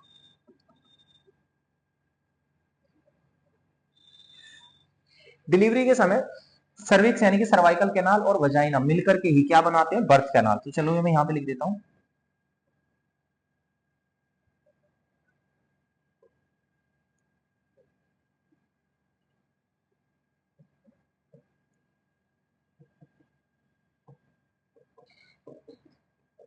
Birth canal.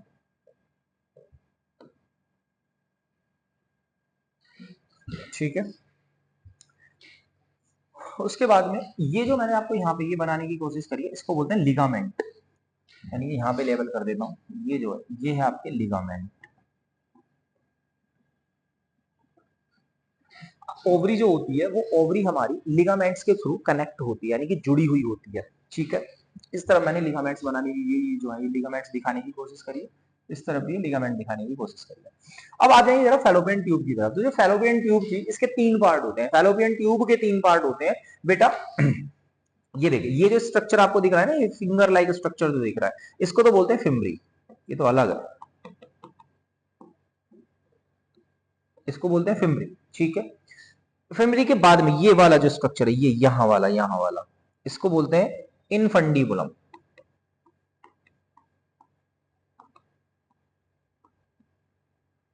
इनफंडीबुलम। ठीक है। उसके बाद ऊपर की तरफ अगर आप जाएंगे तो इसको बोलते हैं इनफंडीबुलम के ऊपर एम्पुला। एम्पुला। और इससे ऊपर की तरफ जाएंगे तो इसको बोलते हैं इस्थमस।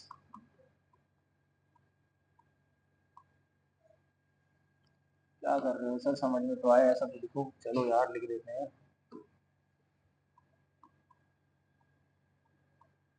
इस्थमस यानी कि फैलोपियन ट्यूब के तीन पार्ट होते हैं।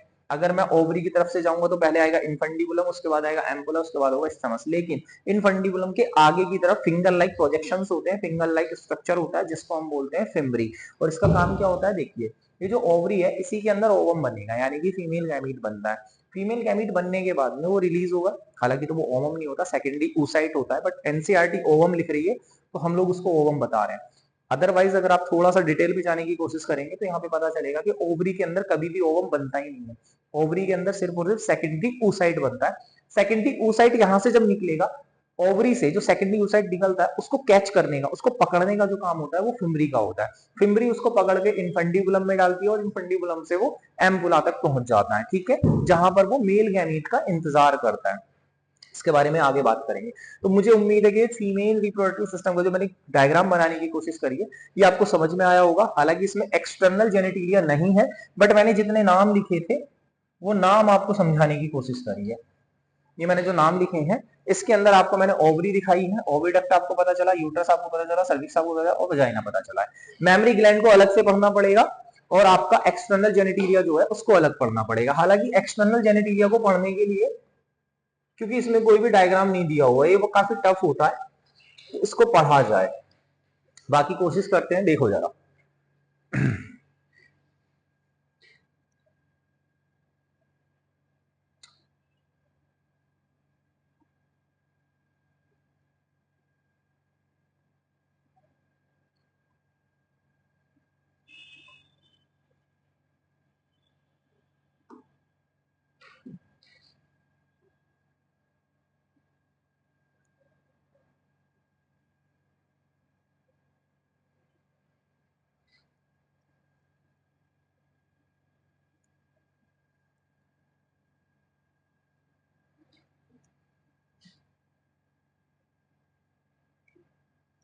एमबीबीएस में जब जाते हैं ना, तो एमबीबीएस में जाने के बाद में जो फर्स्ट फ्रॉक या सेकंड फ्रॉक होता है उसके अंदर ही पढ़ाया जाता है देखो यहाँ पर क्या होता है, मेल के अंदर हमने देखा था सिर्फ और सिर्फ एक ओपनिंग होती है, यूरिन के लिए भी और जो गैमीट होते हैं उनके लिए भी, यानी कि सिंगल ओपनिंग होती थी जिसको हमने यूरेथ्रा बोला था। लेकिन फीमेल के अंदर दो ओपनिंग होती है, एनस अलग होता है, यानी कि अगर मेल के अंदर टोटल ओपनिंग की बात करेंगे तो दो होंगी, एक एनस होगा और एक यूरेथ्रा होगा। लेकिन यहाँ पर फीमेल में टोटल जो होगी वो तीन होंगे, लेकिन हम लोग दो की बात करने वाले हैं। तो जो सबसे एक ऊपर एक ओपनिंग होती है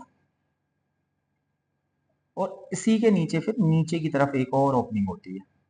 तो जो ऊपर की तरफ ओपनिंग होती है उसको बोलते हैं हम लोग यूरेथ्रल मियाटस।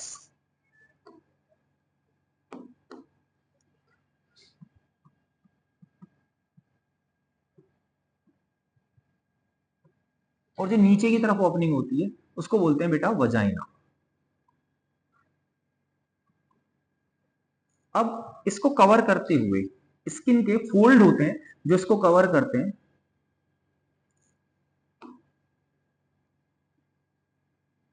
ये इस तरह से स्किन के फोल्ड होते हैं जिसको बोलते हैं लेबिया माइनोरा।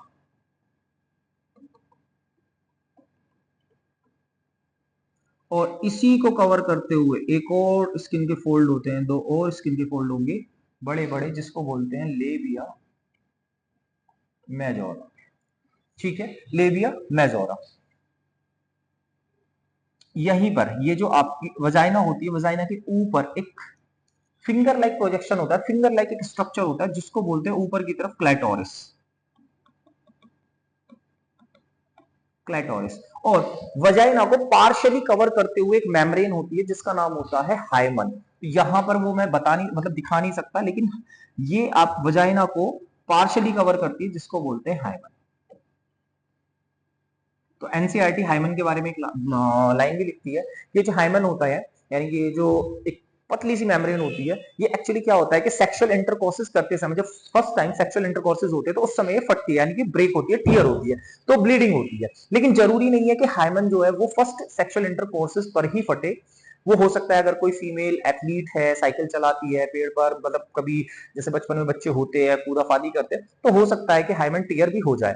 कुछ ऐसे केसेस भी होते हैं कि सेक्सुअल इंटरकोर्सेस करने के बाद भी जो हाइमन होती है वो टीयर नहीं होती है। तो यहां से एनसीईआरटी ये बोलती है कि यार अगर किसी भी फीमेल में हाइमन का होना या ना होना इस बात का इंडिकेटर नहीं है कि वो जो फीमेल है वो वर्जन है या नहीं है। ठीक है, ये लाइन एनसीईआरटी में लिखी हुई है, आप चाहें तो देख सकते हैं।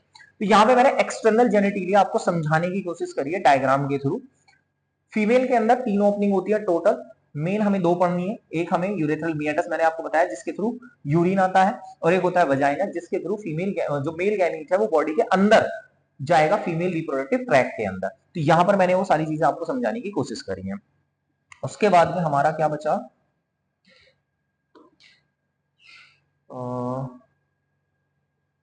ठीक है ये हो गया। ठीक है, मेमोरी ग्लैंड, चलो इसको भी क्लियर कर लेते हैं यहीं के यहीं साथ के साथ। मेमोरी ग्लैंड,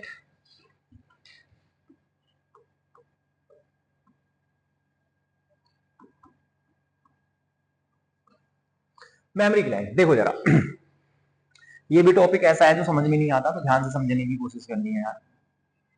ये मैं यहाँ पे कुछ रिप्स बना रहा हूँ, ठीक है। सबको पता है कितनी रिप्स होती है, बताना मुझे कमेंट में कितनी रिप्स होती है। मैंने यहाँ पे कुछ ही बनाई है क्योंकि मैं सारी तो नहीं बना सकता, तो ये कुछ रिप्स है, ठीक है। और इनके बीच में एक मसल्स होती है, उसका नाम भी मुझे कमेंट करके बताना आप लोग। मैं लिख नहीं रहा हूँ उसका नाम, ठीक है, चलो बाद में लिख दूंगा, तो मैं मौका दे रहा हूँ, बता देना मुझे। अब सुनिए जरा, ये जो रिप्स है इसके बीच की जो मसल्स है उसका नाम मुझे लिख देना। अब उसके आगे, रिप्स के आगे एक और मसल होती है यहाँ पर, ये जो मसल है देखो, ये इसका नाम होता है बेटा जी पेक्टोरेलिस मेजर मसल। ठीक है, पेक्टोरेलिस मेजर मसल।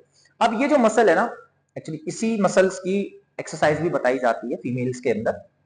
अगर कोई ब्रेस्ट का साइज वगैरह बढ़ाना होता है तो इसी मसल्स की एक्सरसाइज होती है। तो ये जो पेक्टोरेलिस मेजर मसल है इसी के ऊपर हमारी मेमोरी ग्लैंड होती है।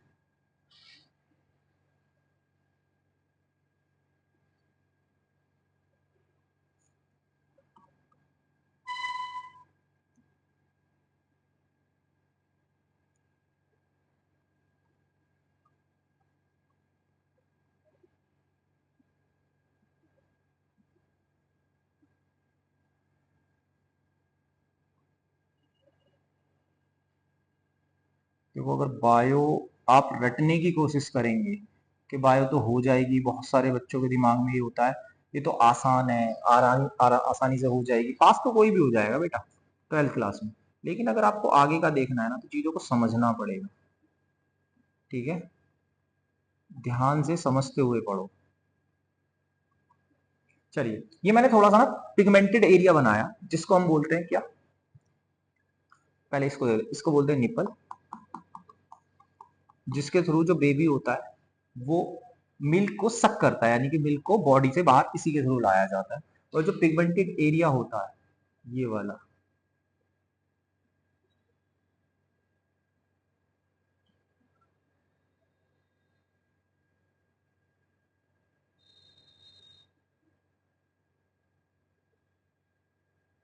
इसको बोलते हैं एम्पुला। चलिए अच्छा, मेमोरी ग्लैंड के अंदर दो चीजें होती हैं, सुन लो जरा। एक होता है ग्लैंडुलर पार्ट और ग्लैंडुलर पार्ट, एक होता है फैटी टिश्यू।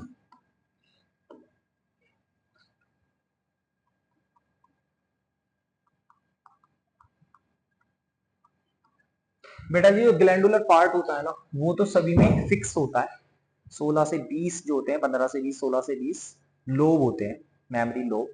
और फैटी टिश्यू जो होता है वो सबका अलग अलग होता है, वो वेरिएबल होता है, जिसके through he size of the breast decide होता है। तो फैटी टिश्यू जो है इसको तो मैं लिख देता हूं ये वेरिएबल है, ये वेरिएबल होता है, यानी कि ये सब में अलग अलग होता है, ठीक है। और ग्लैंडुलर पार्ट कितना होता है, ये 15 से 20 होते हैं। यानी कि इसको मैं लॉग को यहां बनाने की कोशिश कर देता हूँ। यहाँ पे मैंने 3 ही बनाए, लेकिन बाकी आप समझ सकते हैं। बाकी ये जो जितना भी बचा हुआ है, ये वाला पार्ट, ये जितना भी बचा हुआ है, ये सारा का सारा फैटी टिश्यू में आ जाएगा। ये सारा का सारा फैटी टिश्यू होता है, ठीक है। अब मेन आ जाते हैं हम लोग ग्लैंडुलर पार्ट पे। तो जो ग्लैंडुलर पार्ट में आपको बताने की कोशिश कर रहा हूँ, यहाँ पर सेल्स के क्लस्टर होते हैं कुछ,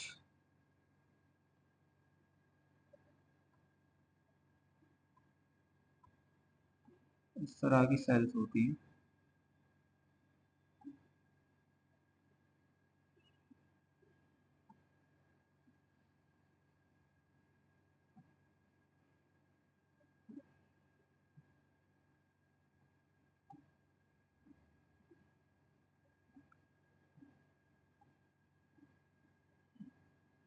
ये इस तरह से होते हैं, जिसको हम बोलते हैं क्या, एल्वोलाई।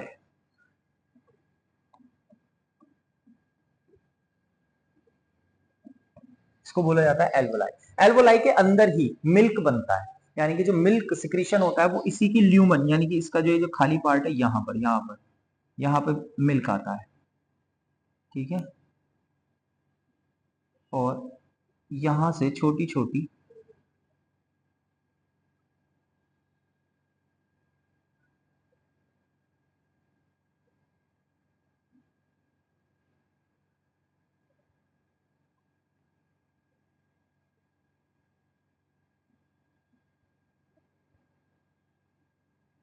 वैसे ये डायग्राम तो एनसीईआरटी में दिया हुआ है शायद मेरे अकॉर्डिंग, एक बार देखते हैं यार, चेक कर लेते हैं। अगर होगा तो मैं तुम्हें वहीं पे समझाने की कोशिश करता हूँ।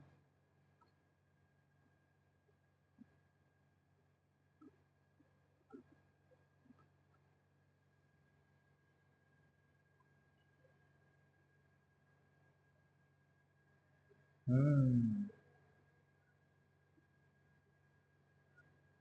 दिया हुआ तो है, देखो यार, ये आपकी रिब्स दिख रही हैं, और ये वाली जो मसल है इसको बोलते हैं पेक्टोरलिस मेजर मसल। उसके बाद में ये जो पूरा ये मेमोरी ग्लैंड हो गई हमारी, और इसके अंदर बहुत सारे लोब्स होते हैं, लोब्स जो ये दिखाई दे रहे हैं 15 से 20 लोब होते हैं, और इनके अंदर ये छोटी छोटी छोटी छोटी सी सेल्स होती हैं, इनको बोलते हैं एल्वुलस। सिंगल को एल्वुलस बोलते हैं और एल्वुलाई एक तरीके से प्लूरल हो जाता है। तो मेमोरी लोब के अंदर मेमोरी एल्वुलस यानी कि मेमोरी एल्वुलाई मिलती है, और हर एक एल्वुलाई से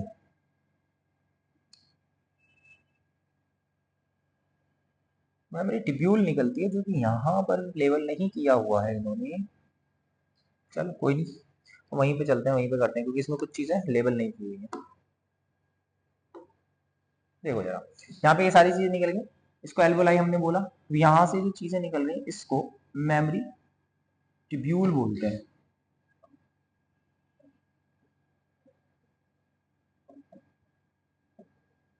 मेमोरी ट्यूब्यूल। अब जितने एल्वुलाई होंगे उतने ही मेमोरी ट्यूब्यूल होंगे, ठीक है। अब यहां से मेमोरी ट्यूब्यूल से सुनिए जरा, ये इस तरह से ना, ये सारी की सारी एक में मिल जाती हैं, दो दो तीन तीन मिल करके सब एक में मिल जाती हैं फाइनली, इस तरह से। एक, हर एक लोब से एक मेमोरी डक्ट निकलती है। क्या निकलती है? Memory duct.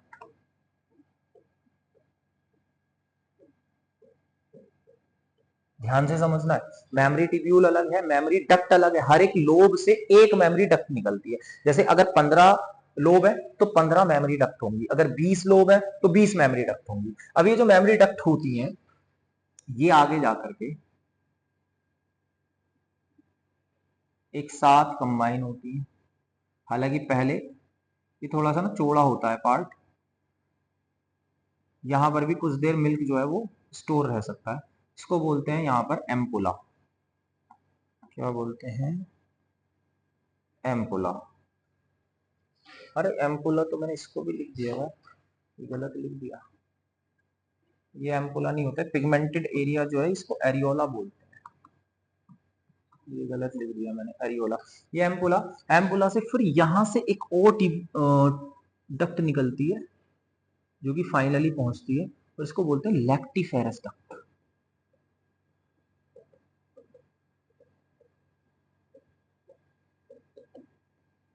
Lactiferous duct. देखो दोबारा से, मैंने कितनी सारी चीजें आपको समझाने की कोशिश करी है इसी डायग्राम के अंदर। सबसे पहले मैंने आपको बोला कि रिब्स होती है, रिब्स के बीच में मसल होती है जिसका नाम होता है इंटरकॉस्टल मसल्स, ठीक है। रिब्स के बीच में जो पाई जाने वाली मसल है इंटरकॉस्टल मसल, उसके आगे जो यहाँ पर एक और मसल दिखाई देती है जिसका नाम होता है pectoralis major muscle. Pectoralis major muscle के ऊपर ही पूरी की पूरी मेमोरी ग्लैंड होती है, और इसके दो पार्ट होते हैं, एक होता है ग्लैंडुलर पार्ट, एक होता है हमारा फैटी टिश्यू। जो फैटी टिश्यू होता है वो वेरिएबल होता है, वो सब में अलग अलग हो सकता है, लेकिन जो ग्लैंडुलर पार्ट होता है वो सबका फिक्स होता है, वो 15 से 20 लोब होते हैं। तो सबसे पहले मैंने यहाँ पे लोब बनाया, इसको बोलते हैं मेमोरी लोब्स। क्या बोलते हैं?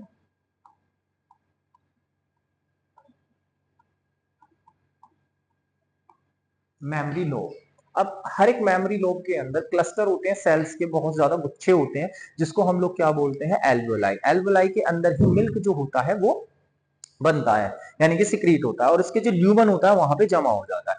यहां से हर एक एल्वेओलाई से मेमोरी ट्यूब्यूल निकलती है, मेमोरी ट्यूब्यूल या मेमोरी ट्यूब जो बोल सकते हैं, वो निकलती है, और वो फाइनली दो तीन चार एक साथ होकर के एक, केवल एक लोब से सिर्फ एक ही मेमोरी डक्ट निकलती है, और ये मेमोरी डक्ट निकल के आगे की तरफ जाती है, सारे के सारे लोब से मेमोरी डक्ट आगे निकल के जाएंगी, और आगे जाकर के थोड़ा एक साथ में ही मिलती है, लेकिन मिलने से पहले थोड़ा सा ब्रॉड स्ट्रक्चर बनाती है, जिसको बोलते हैं एम्पुला। एम्पुला से बाद में सिंगल एक डक्ट जो निकलेगी उसको बोलते हैं लैक्टिफेरस डक्ट, और लैक्टिफेरस डक्ट के थ्रू ही जो मिल्क होता है वो यहां तक पहुंचता है, और फिर निपल के द्वारा बेबी जो होता है इसको सक करता है, ठीक है। तो ये मैंने आपको पूरा का पूरा मेमोरी ग्लैंड बताने की कोशिश करी है। अब इसके अंदर हमने मेल रिप्रोडक्टिव सिस्टम पढ़ लिया, फीमेल रिप्रोडक्टिव सिस्टम पढ़ लिया। अभी जो आपको बताना है इसके अंदर मुझे बताना है कि फीमेल के अंदर जो गैमीट होता है वो फॉर्मेशन कैसे होता है, फीमेल के अंदर जो गैमीट है वो बनता कैसे है, ठीक है। चलो उसको देखते हैं थोड़ा सा। तो फीमेल के अंदर जो गैमीट बनता है इस प्रोसेस को बोलते हैं बेटा जी oogenesis। oogenesis। अब मैं इसके बारे में लिख नहीं रहा हूं, सबको पता है, ऐसा प्रोसेस जिसके द्वारा फीमेल गैमीट बनते हैं उसको oogenesis कहते हैं। अब oogenesis में क्या होगा, सुन लो जरा, इसको पढ़ाने से पहले ना मुझे आपको एक बार ओवरी समझाना पड़ेगा। चलो पहले ओवरी के बारे में ही देखते हैं, तो oogenesis हम लोग बाद में पढ़ेंगे, पहले एक बार ओवरी दिखाता हूँ किस तरह से होती है, ठीक है।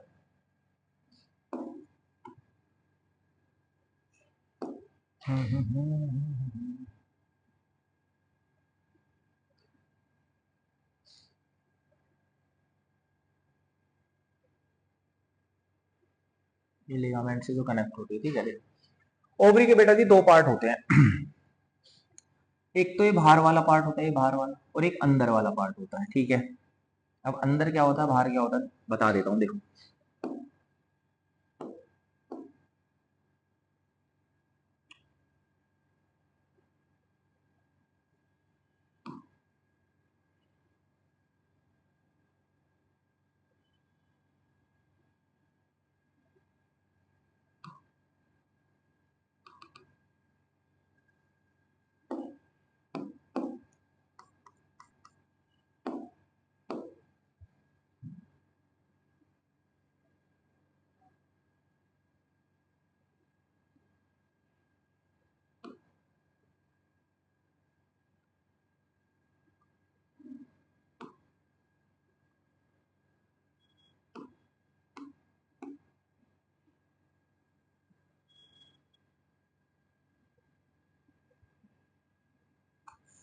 अरे तो परेशान ज्यादा कर रहा है।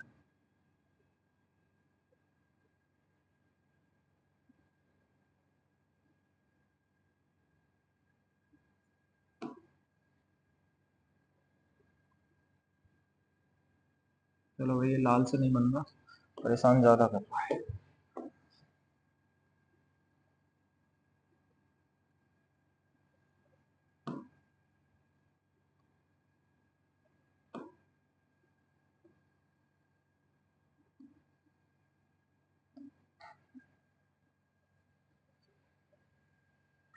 ये जो इनर वाला पार्ट में बना रहा हूँ, इसके अंदर ब्लड वेसल्स पाई जाती हैं, जिसको हम लोग बोलते हैं मेड्यूला। और ये जो बाहर बाहर वाला, ये वाला जो पार्ट है, ये जो पूरा का पूरा ना, इधर से ये जो बाहर बाहर वाला है, इसको बोलते हैं कॉर्टेक्स। और ये जो अंदर वाला है, इसको बोलते हैं मेडुला। ठीक है, तो ओवरी के दो पार्ट होते हैं। और सबसे इंपॉर्टेंट बात, जो ओवरी होती है, इसके चारों तरफ, इसके पेरीफेरी पे, यहाँ पर ये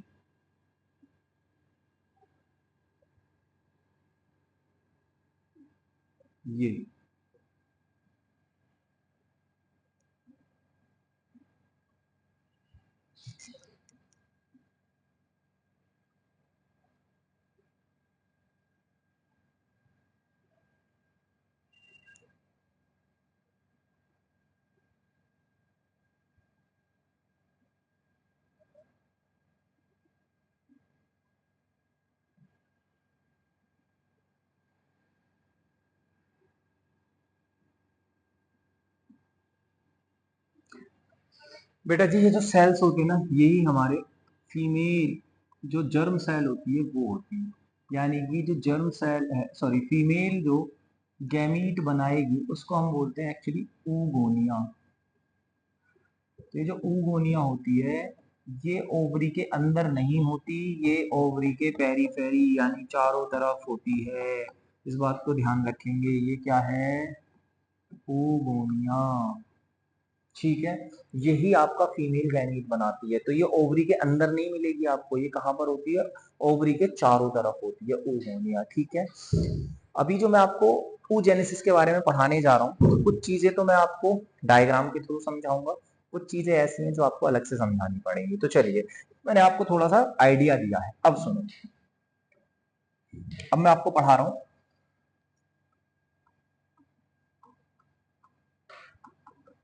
oogenesis। oogenesis कैसे होता है, यानी कि क्या होता है। तो oogenesis में सबसे पहले आपको पता है oogonia रहेगी, ये है आपकी 2n सेल है oogonia। फिर से वही oogonia पहले तो करेगी माइटोसिस, अपनी संख्या बढ़ाएगी,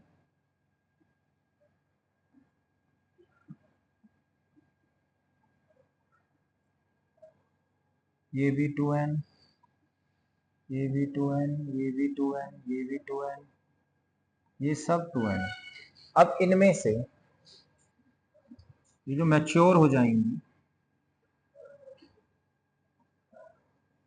मैच्योर वाली को हम लोग बोलते हैं प्राइमरी oocyte। अब प्राइमरी oocyte जो होगी, वो करेगी आपका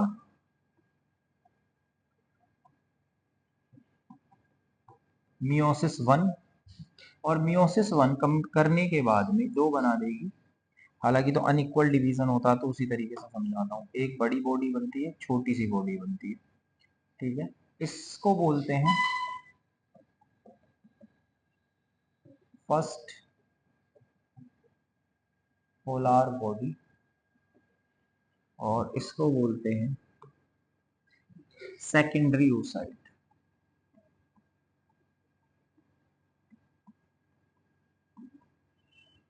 अब ये जो सेकेंडरी oocyte है, हैप्लॉइड तो है ही, ये फिर से एक डिवीजन करेगी और दो चीजें बनाएगी। एक तो बनाएगी सेकंड पोलर बॉडी और ये बन जाएगा आपका ओवम, ठीक है। अब इसको ध्यान से समझना है क्योंकि ये थोड़ा सा टफ प्रोसेस है बेटा जी। ये जो आपका यहाँ से यहाँ तक वाला प्रोसेस चल रहा है, ये चल रहा है आपका एम्ब्रियोनिक लाइफ में।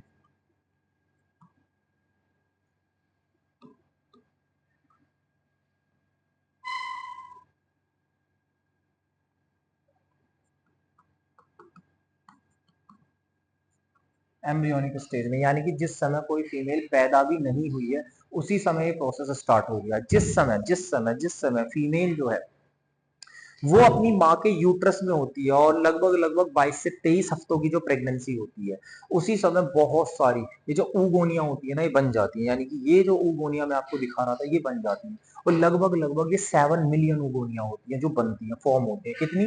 7 मिलियन ऊगोनिया बनती है। कब? जिस समय 22 से 23 हफ्तों की प्रेगनेंसी होती है, 22 से 23 हफ्तों की प्रेगनेंसी होती है, यानी 5 साढ़े 5 महीनों की, ठीक है। अब एम्ब्रियोनिक लाइफ में यहां तक प्रोसेस हुआ। ये जो आपका माइटोसिस था इसने प्राइमरी oocyte बना ली और प्राइमरी oocyte जो है वो मियोसिस वन स्टार्ट करते हैं। एक्चुअली ये मियोसिस वन स्टार्ट तो होता है, जैसे ही स्टार्ट हुआ, लेकिन ये कंप्लीट नहीं हो पाता। आपको पता है जिस समय मियोसिस होता है वो दो स्टेप में कंप्लीट होता है, मियोसिस वन और मियोसिस टू। और उसके अंदर भी मियोसिस के अंदर कोई सा भी डिवीजन अगर आप देखते हैं तो सबसे पहले उसको हमने कितनी चीजों में बांटा था। सबसे पहले हमने उसको देखा था कि G1 आता है फेज, फिर एस फेज, फिर G2 फेज, उसके बाद में एम फेज आता था। उसके अंदर हमने प्रोफेज, मेटाफेज, एनाफेज, टीलोफेज ये देखा था। और मियोसिस के अंदर अगर आपने प्रोफेज पढ़ा है तो प्रोफेज के अंदर भी सब फेजेस आते थे, जिसमें लिप्टोटिन, जाइगोटिन, पकाइटिन, डिप्लोटिन, डायाकाइनेसिस, ये सारी चीजें आती थी। तो ये जो एक्चुअली स्टार्ट तो होता है हमारा प्राइमरी oocyte जो है वो मियोसिस वन स्टार्ट तो कर देता है, लेकिन जैसे ये प्रोफेज वन के अंदर एंट्री करेगा, प्रोफेज वन में सबसे पहले लिप्टोटिन में जाएगा, फिर जाइगोटिन में जाएगा, फिर पकाइटिन में जाएगा और जैसे ही डिप्लोटिन में पहुंचेगा तो डिप्लोटिन में पहुंचने के बाद में अरेस्ट हो जाएगा। डिप्लोटिन में जाकर के ये रुक जाएगा, डिप्लोटिन ये कंप्लीट नहीं कर पाएगा, यानी कि आगे का प्रोसेस सारा का सारा रुक जाएगा।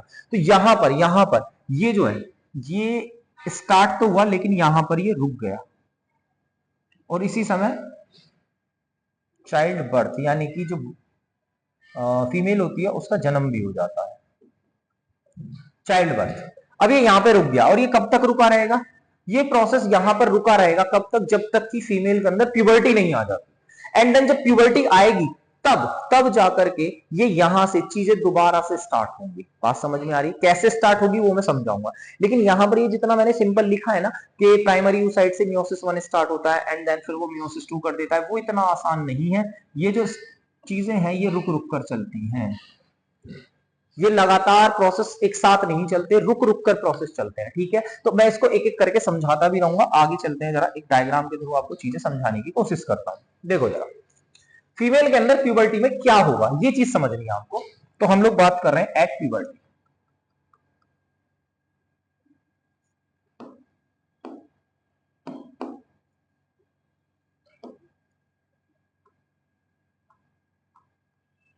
प्यूबर्टी, प्यूबर्टी पर मेन फिर से वही ये एक ओवरी बना लेते हैं।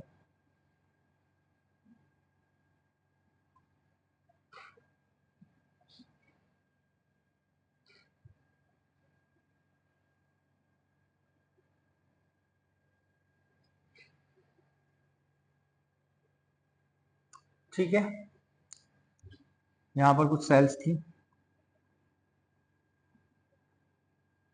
ज्यादा नहीं बना रहा, कुछ ही बना रहा। ये क्या है हमारी ओगोनिया, बेटा जी oogonia कितनी होती है? 7 मिलियन। कब? 22 से 23 वीक्स की जब प्रेगनेंसी होती है उस समय 7 मिलियन होती है। अब सुनिए जरा, धीरे धीरे धीरे धीरे इनका नंबर घटता है और ये कम होते होते 2 मिलियन बचती है। कितनी? 2 मिलियन पर ओवरी की मैं बात कर रहा हूं, ठीक है। 7 मिलियन से 2 मिलियन बचती है एट बर्थ।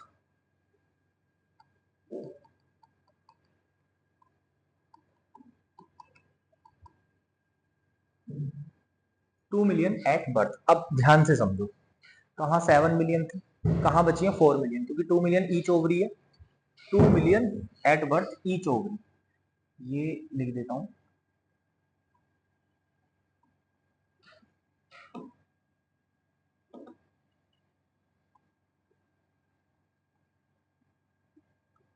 ईच ओवरी यानी हर ओवरी में 2 मिलियन बची हैं, ठीक है। तो टोटल हो गए 4 मिलियन लगभग लगभग। अब क्या होता है, ये जो आपकी बची हुई है oogonia, ये अपने आप को कहां तक, क्योंकि अब ये बर्थ की बात कर रहा हूं, अब ये बर्थ से प्यूबर्टी आने तक इनको बचाना भी है।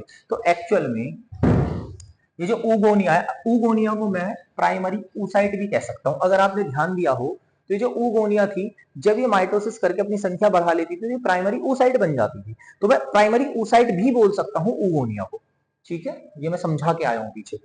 तो ये एक्चुअली जो प्राइमरी oocyte है उसकी संख्या कितनी है? 2 मिलियन पर ओवरी। कब? जन्म के समय।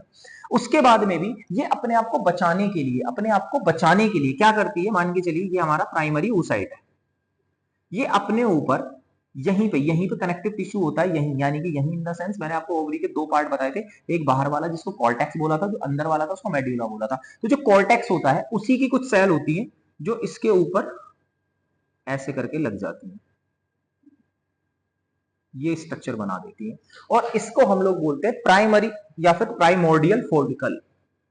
प्राइमोर्डियल फॉलिकल इसको क्या बोलते हैं?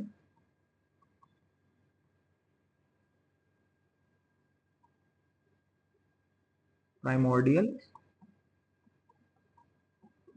फॉलिकल।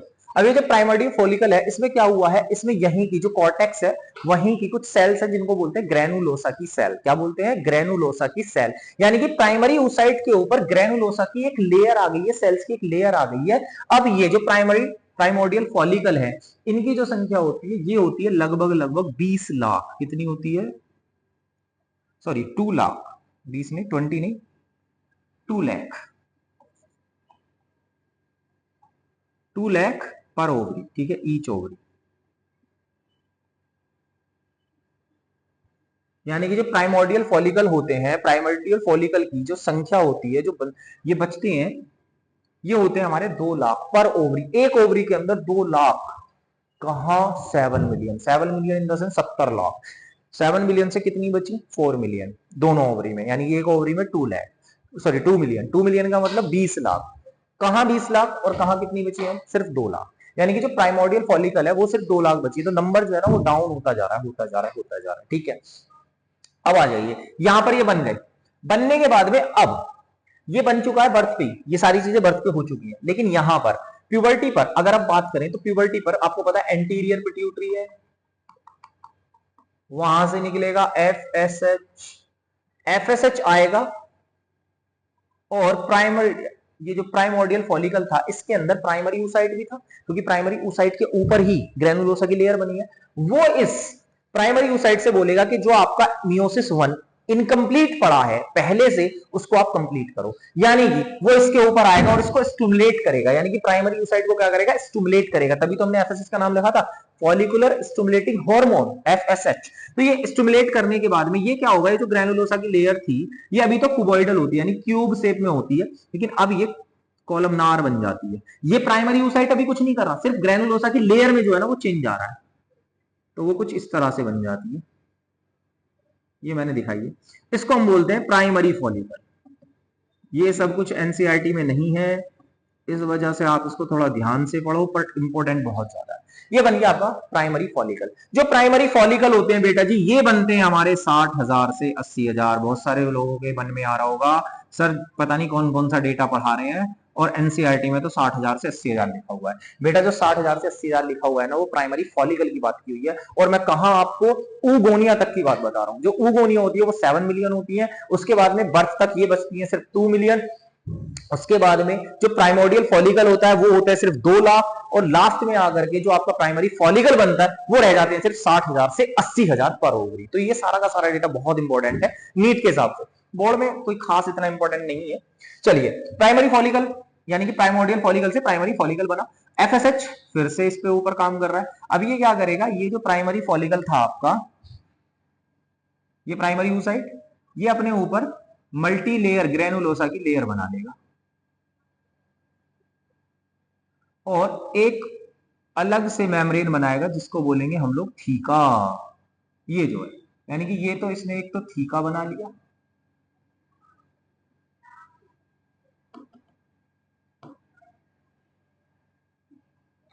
थीका, और प्राइमरी oocyte जो था इसके ऊपर मल्टी लेयर क्या बन गए हैं, ग्रेनुलोसा की लेयर बन गई। ठीक है, इसको अब हम बोलते हैं बेटा जी secondary follicle. Secondary follicle, secondary follicle के ऊपर फिर से एफएसएच काम कर रहा है। अब ये क्या होगा, थोड़ा सा और चेंज होगा। ये आपका प्राइमरी oocyte है, ये सबसे पहले एक खाली कैविटी बनाएगा, ग्रेनुलोसा की सेल इसके ऊपर अभी भी है, मल्टी लेयर, और जो थीका थी वो भी अब 2 पार्ट में डिवाइड हो जाएगी, यानी कि थीका के भी 2 पार्ट हो जाएंगे, थीका एक्सटर्नल और अंदर वाला हो जाएगा थीका इंटरनल। ठीक है, थीका एक्सटर्नल और थीका इंटरनल, प्लस अंदर की तरफ जो मैंने कैविटी बनाई थी, खाली कैविटी, इसको बोलते हैं एंट्रम। ये फ्लूइड फील्ड होती है, यानी कि फ्लूइड फील्ड कैविटी है। ये क्या है, फ्लूइड फील्ड कैविटी, क्या नाम है इसका, एंट्रम। ठीक है, फ्लूइड फील्ड एंट्री, और इसको बोलते हैं हम लोग टर्सरी फॉलिकल। टर्सरी फॉलिकल, सबसे इंपॉर्टेंट बात, अभी तक क्या था, प्राइमोर्डियल फॉलिकल था, उसके बाद प्राइमरी फॉलिकल बना, प्राइमरी फॉलिकल से सेकेंडरी फॉलिकल बना, लेकिन अभी भी मियोसिस 1 कंप्लीट नहीं हुआ है, सिर्फ ग्रेनुलोसा की सेल्स के अंदर यानी कि उसकी लेयर के अंदर चेंजेस आ रहे थे। लेकिन जैसे ही टर्सरी फॉलिकल बनता है तो ये जो आपका प्राइमरी oocyte होता है ये अपना मियोसिस 1 कंप्लीट करता है। और बेटा जी जैसे ही मियोसिस 1 कंप्लीट करेगा, बड़े ध्यान से देखना है, जैसे ही मियोसिस 1 कंप्लीट होगा तो ये अनइक्वल डिवीजन होता है। अनइक्वल में एक तो बड़ी बॉडी बनती है यानी बड़ी सेल बनती है, और एक छोटी सी सेल बनती है, छोटी सी। देखो, जो आपका नंबर ऑफ क्रोमोसोम है वो तो हाफ हो रहा है, लेकिन जो आपका साइटोप्लाज्म है वो एक जगह ज्यादा जा रहा है और एक तरफ कम जा रहा है। तो जो ज्यादा जा रहा है वो किसकी तरफ जा रहा है, सेकेंडरी oocyte में, और एक छोटी सी बॉडी बन रही है जिसमें नंबर ऑफ क्रोमोसोम तो इसमें भी 23 है, इसमें भी 23 है। इसको हम बोलते हैं फर्स्ट पोलर बॉडी, जिसका कोई भी आगे काम नहीं होता और वो ये डीजनरेट हो जाती है, यानी कि ये फंक्शनल नहीं है। ये सिर्फ और सिर्फ फंक्शनल कौन सी होती है, सेकेंडरी oocyte जो होती है वो फंक्शनल होता है। तो समझ में आया, यहां पर मियोसिस 1 जो है, ये वाला जो स्टेप है ये कहां पे कंप्लीट हो रहा है, ये हो रहा है आपका टर्सरी फॉलिकल पे, यानी कि एट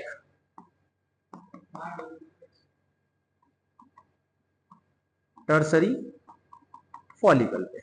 ठीक है, अब आगे आ जाओ जरा। ये देखिए यहां पर हमारे टर्सरी फॉलिकल पे ये प्राइमरी था, लेकिन यहां इसके अंदर हो गया सेकेंडरी oocyte। कौन सा हो गया, सेकेंडरी oocyte।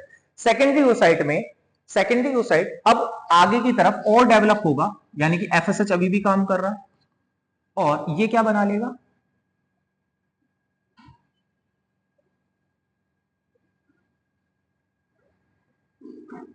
अब इसके अंदर कुछ ज्यादा चेंजेस तो नहीं आएंगे, लेकिन सिर्फ साइज में चेंजेस होंगे, और थीका भी ऐसे ही है, इंटरना और एक्सटर्ना। ये आपका सेकंड, इसको बोलते हैं बेटा जी ग्राफियन फॉलिकल, साइंटिस्ट के नाम पे।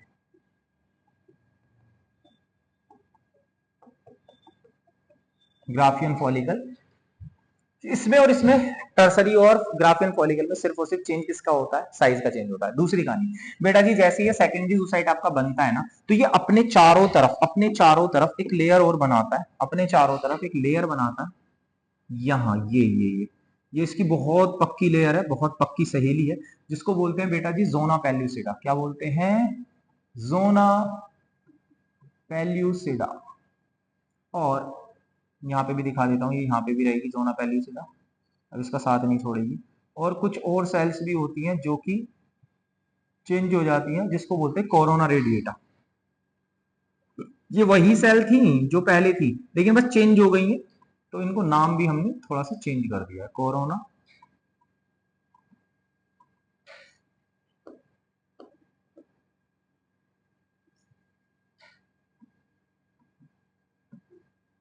रेडिएटा, कोरोना रेडिएटा और जोना पेल्यूसिडा, ये ध्यान रखना है, यहाँ पे मैंने चेंज नहीं किया। अब ग्राफियन फॉलिकल बनने के बाद देखिए अभी तक कौन काम कर रहा था? एफएसएच। अब जो है वो आएगा एलएच। क्या आएगा? एलएच।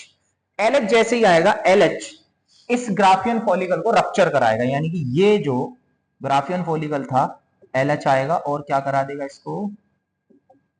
रप्चर। यानी कि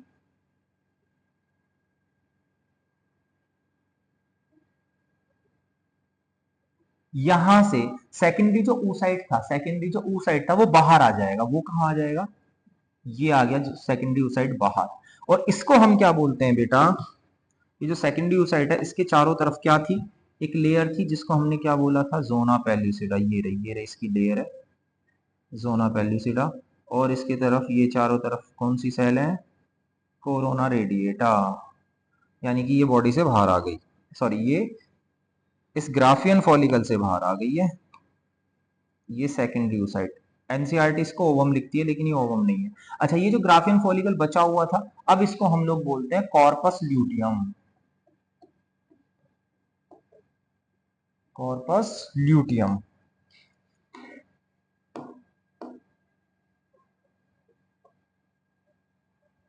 ठीक है।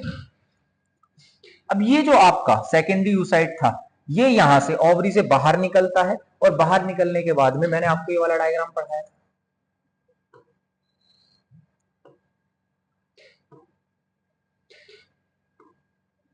यस, ये सब कुछ ओवरी में चल रहा था अभी जो मैं पढ़ा के आया। ये जैसे ही आपका सेकेंडरी oocyte ओवरी से बाहर आएगा, तो ये जो फिम्बरी होती है, फिम्बरी इसको कैच कर लेगी, यानी कि फिम्बरी इसको पकड़ लेगी। अब फिम्बरी इसको पकड़ेगी, यानी कि वो डालेगी इनफंडीबुलम में, और इनफंडीबुलम से ये जो पहुंच जाएगा एम्पुला में। अब एम्पुला में ये जाकर के वेट करेगा। एम्पुला के पास अगर मेल गैमेट आएगा तो इसके साथ क्या होगा, और मेल गैमेट नहीं आएगा तो इसके साथ क्या होगा, ये चीज मैं आपको बताऊंगा पार्ट 2 में। यानी कि यहां तक जितनी मैंने चीजें आपको पढ़ाई हैं, वो मुझे उम्मीद है कि तुम्हें समझ में आया होगा। यहां मैंने इस वाले डायग्राम में आपको काफी सारी चीजें समझाने की कोशिश करी है। यहां पर ये जो सेकेंडरी oocyte है, ये यहां से निकला है ओवरी से, और ओवरी से निकलने के बाद इसको किसने पकड़ लिया? फिम्बरी ने। किसने पकड़ लिया? फिम्बरी ने। और फिम्बरी ने कैच करके इसको इनफंडीबुलम में डाला, इनफंडीबुलम में डाल करके एम्पुला में पहुंच गया, और एम्पुला में अब ये वेट कर रहा है। तो यहां तक आप इसको स्क्रीनशॉट ले सकते हैं। इसका पार्ट 2 मैं आपको बहुत जल्दी प्रोवाइड कराऊंगा, यहां तक आप इसको देखिए।